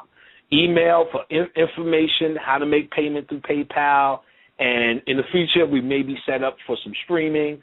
So I'm not taking emails for the streaming yet, but if you're too far, we're going to be streaming. So you need to do this now. You need to get on now, AtlantaLectures.com. And again, your very own brother, Aline Bay, Brother Panic will be in the house. A few other special guests, you know. So it'll be a jamboree, and you learn something. So I'll let Aline sign off, but it was fun to be here. We have to do it again soon, I say. Oh, no doubt about it, I say. And we definitely have to again. You know, shoot, I might have to do like on a remix, you know, Sister Mrs. Blue, and bring you on as co-host or something. Oh man, now, I never co-host with. I'm always the guest. I wouldn't even know what that. The board is like. I don't know what the board is. None of that. Right. But I mean, we'll just, we'll keep it popping. Yeah, like we'll keep it popping. We'll figure out how it's supposed to go down, and what's supposed to be will be. But I definitely have fun doing these 2 Wednesdays, and I think we kind of did this subject well. My opinion. Right. Oh, no doubt about it. I mean, the people are loving it. I mean, I'm seeing everybody respond in the chat room. They loving it there. And I'm sure by the time I get on Facebook in about the next 10, 15 minutes, I'm pretty sure we're going to have some comments there. Right. So, they love you, and I love you. You know what I'm saying? We've been knowing each other since 2004, and, I got a chance to, get up with Panic, and, matter of fact, I went back to listen to your old school hip-hop. Joint the Baz. I've been watching that all day, and might have to redo one of them on the show. Right, okay, we can do that. You was dropping. We can do some hip hop stuff. We can do some hip hop stuff. Oh yeah, I'm definitely with that. That sounds like a plan. First World Order Radio. Finally, we are on the air. No doubt. All right. There's always going to be somebody in the building on First World Order Radio. We get on into some of that order consciousness tonight. First World Order Radio every Wednesday, 8 p.m. We got to talk about what is taking place on the planet. There's always going to be somebody in the building on First World Order Radio. First, we need to let you know we're going to be doing more shows, giving out more information on Wednesdays. Wednesday at 8 o'clock, we are now going to make this the hottest day of the week. Preceding others in time, order, importance. The most prominent parts, voices, or instruments. Earthly state of human concerns in existence, an indefinite multitude, quantity, or distance. System regulates to bring about specifics in the group based on value and natural characteristics. Current radiates electromagnetistics of sound through the air, same as your thoughts transmits it.